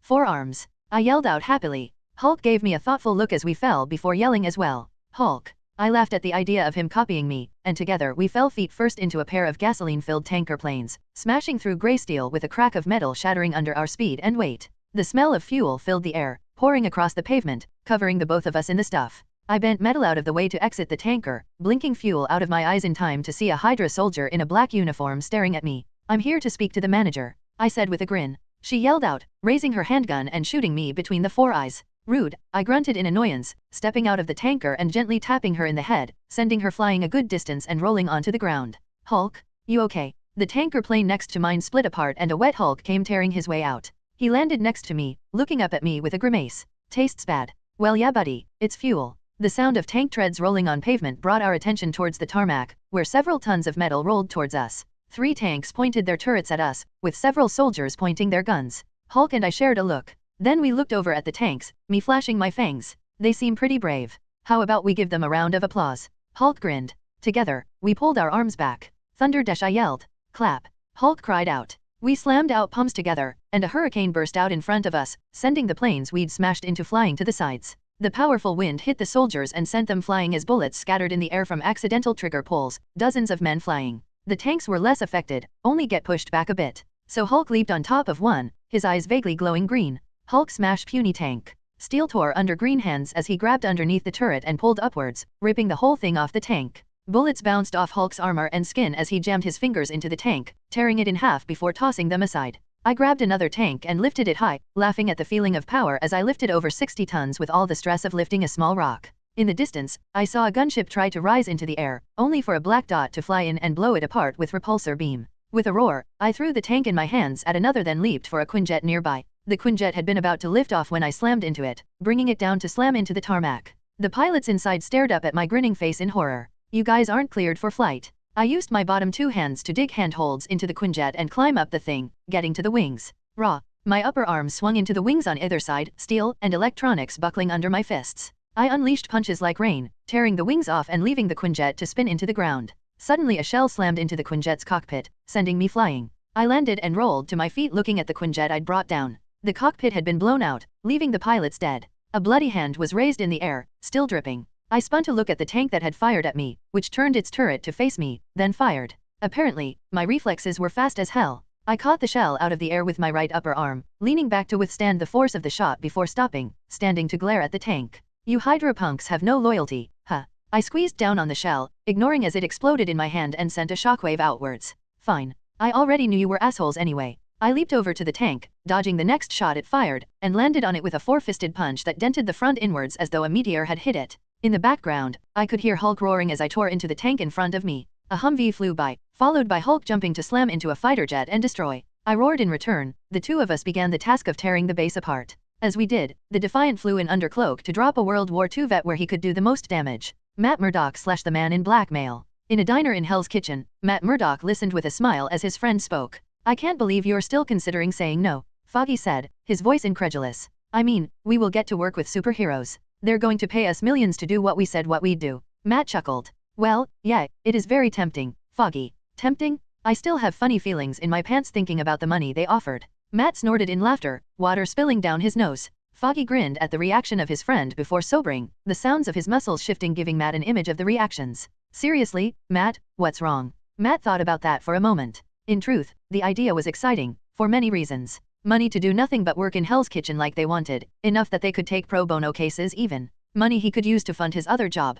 But the whole thing was too suspicious in a lot of ways. How did Mahmoud Sheikh, the man who went by Dial, know about them? More importantly, how did Mahmoud know about his other identity? Because he did. Everything about the deal screamed it, from how they'd been messaged out of the blue, the way Mahmoud's heartbeat had sped up as though he recognized him when he saw him, to the sheer amount of money being offered to two rookie lawyers with no cases of their own. He had no idea how he knew, considering blind was enough to stave off suspicion, but he did. Was the deal Mahmoud's way of controlling him somehow? Bringing him into bridge? Everyone knew that organization was taking in superhumans, and rumors on the internet said they were training them, with some conspiracy theorists claiming Bridge was building an army. Matt couldn't see everything about the deal, but part of him, his instincts, screamed to accept. Didn't mean he shouldn't be smart about this in case they were wrong. How about this? Matt said at last. Let me meet him on my own? I want to talk to him, find out what he's about. PFF, Foggy waved a hand dismissively, the air shifting with the movement to press against Matt's skin. I bet you just want to get an autograph from Captain America, don't you? Matt chuckled. I'm, actually partial to Black Widow myself. Of course you are because Matt Murdock can always spot the hottest girl in the room, even if he hasn't met her. Foggy's eyes made the subtle sound that indicated a role. I bet you'd somehow end up dating her, too. Foggy. Oh don't you dare, Foggy said, his voice mock angry. Matt Murdock and Natasha Romanoff. Sounds like a match made in heaven. Matt laughed, rubbing his head. Foggy became serious once more. Be careful, Matt. I might want this deal, but you're right. This came out of nowhere. As much as I like the idea of working with superheroes, we might end up suing supervillains too. Which isn't exactly something law school trained us for. Foggy smiled again. More defending them actually. But if we have to say no, I'll support you. No matter how many superheroes tell otherwise. The blind lawyer from Hell's Kitchen focused on his friend for a moment. That was the thing about Foggy. Happy-go-lucky on the outside, the sort of person people thought of as soft. Then you backed him into a corner, and his humor became pointed, the steel beneath his softness revealed. There was a reason Marcy Stahl found him so attractive after all. I'll be careful. Foggy Bear, Matt teased. Foggy raised his eyes to the sky. Ugh, will you never let me live that down? Matt grinned. Not until Marcy does. Foggy threw a sugar packet at his friend, Matt letting at him and pretending to be surprised while still smiling. Agent Phil Cowlson. Phil had an impression of Tony, one built up over long study and direct conversation. That impression was simple, surprisingly complicated. One would assume that was a vague description, but it was true. People assumed, even with his relatively new status as a superhero, that Tony was a childish playboy. Childish? Sure, when he was relaxed. He'd snark, joke, pout, and act like a billionaire's kid. Until he no longer liked you. Suddenly his sarcastic comments and jokes became pointed, tearing people apart as they gaped. He wouldn't pout, but frown as he absorbed the information around him, and came up with a way to tear one apart. And those billions, in the end, hadn't been made by his father, no matter who claimed otherwise. His father may have given him incredible resources, but Tony's brilliance had brought Stark Industries to the incredible heights it stood at now. Anyone who assumed otherwise soon had that genius aimed at them. And in the end, Tony was a killer. Not in the way Natasha or Bucky were, but he'd killed in combat, killed for the sake of others, killed out of rage. Push him far enough and others would find that out as well. Tony was a mixture of things. Mature, childish, dangerous, genius, reckless, all of that somehow flowed in one man. Which meant that when Tony ended up insisting he be in the same car as Phil, he wasn't that surprised. In dark hours of the morning before the sun would rise, Tony sat in the passenger seat while the two waited in the park near the trail Audrey was known to run on. When was the last time you saw her? Tony asked quietly. About a week before I died, maybe. Phil admitted. She was preparing for a show, I think. She misses you, you know that. Tony said quietly. I know, Tony, it'll hurt her. Even though I didn't have a choice, the fact I took so long to make contact afterward. Phil sighed, his hands tightening on the steering wheel as he thought of Audrey. If it helps, I'm going to tell her anyways. Tony shrugged at the glare he got. What? You don't want the push. You're a terrible therapist, Phil decided. Bruce isn't any better, Tony noted.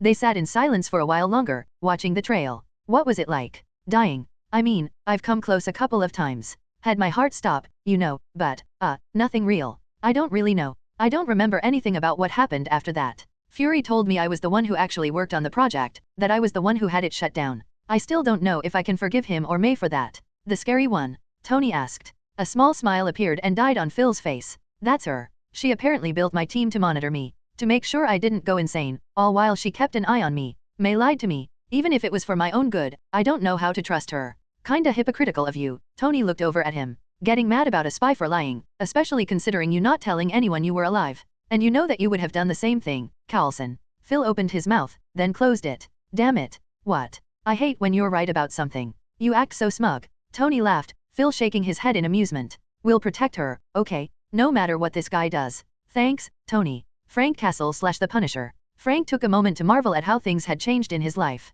Just yesterday he'd been able to spend some time with his wife and kids, to see them and have a good night's sleep in his own home. And now, he was wearing armor more advanced than anything he'd ever had, allowing him to camouflage against the trees he was currently hiding behind like that Predator movie he'd watched as a kid. Not to mention the man next to him. Seeing any movement. Captain fucking America asked him, camouflaged as well. It was a bit disturbing, hearing a voice come out of a clear shape in the air that could barely be seen. Nothing yet, sir, Frank said, eyeing the forest along the path. In truth, Frank had been disappointed in Steve at first. The man was built like a bodybuilder and had an almost carefree attitude Frank hadn't ever seen in a commanding officer before. He acted more like a fellow soldier, a pretty green one at that. Then they were out in the field, and he seemed to transform into the perfect soldier every American knew him to be. Even now, standing next to him, Frank could barely believe the shucks nice guy from earlier was the calm military commander in the forest right now. Punisher, Captain America said.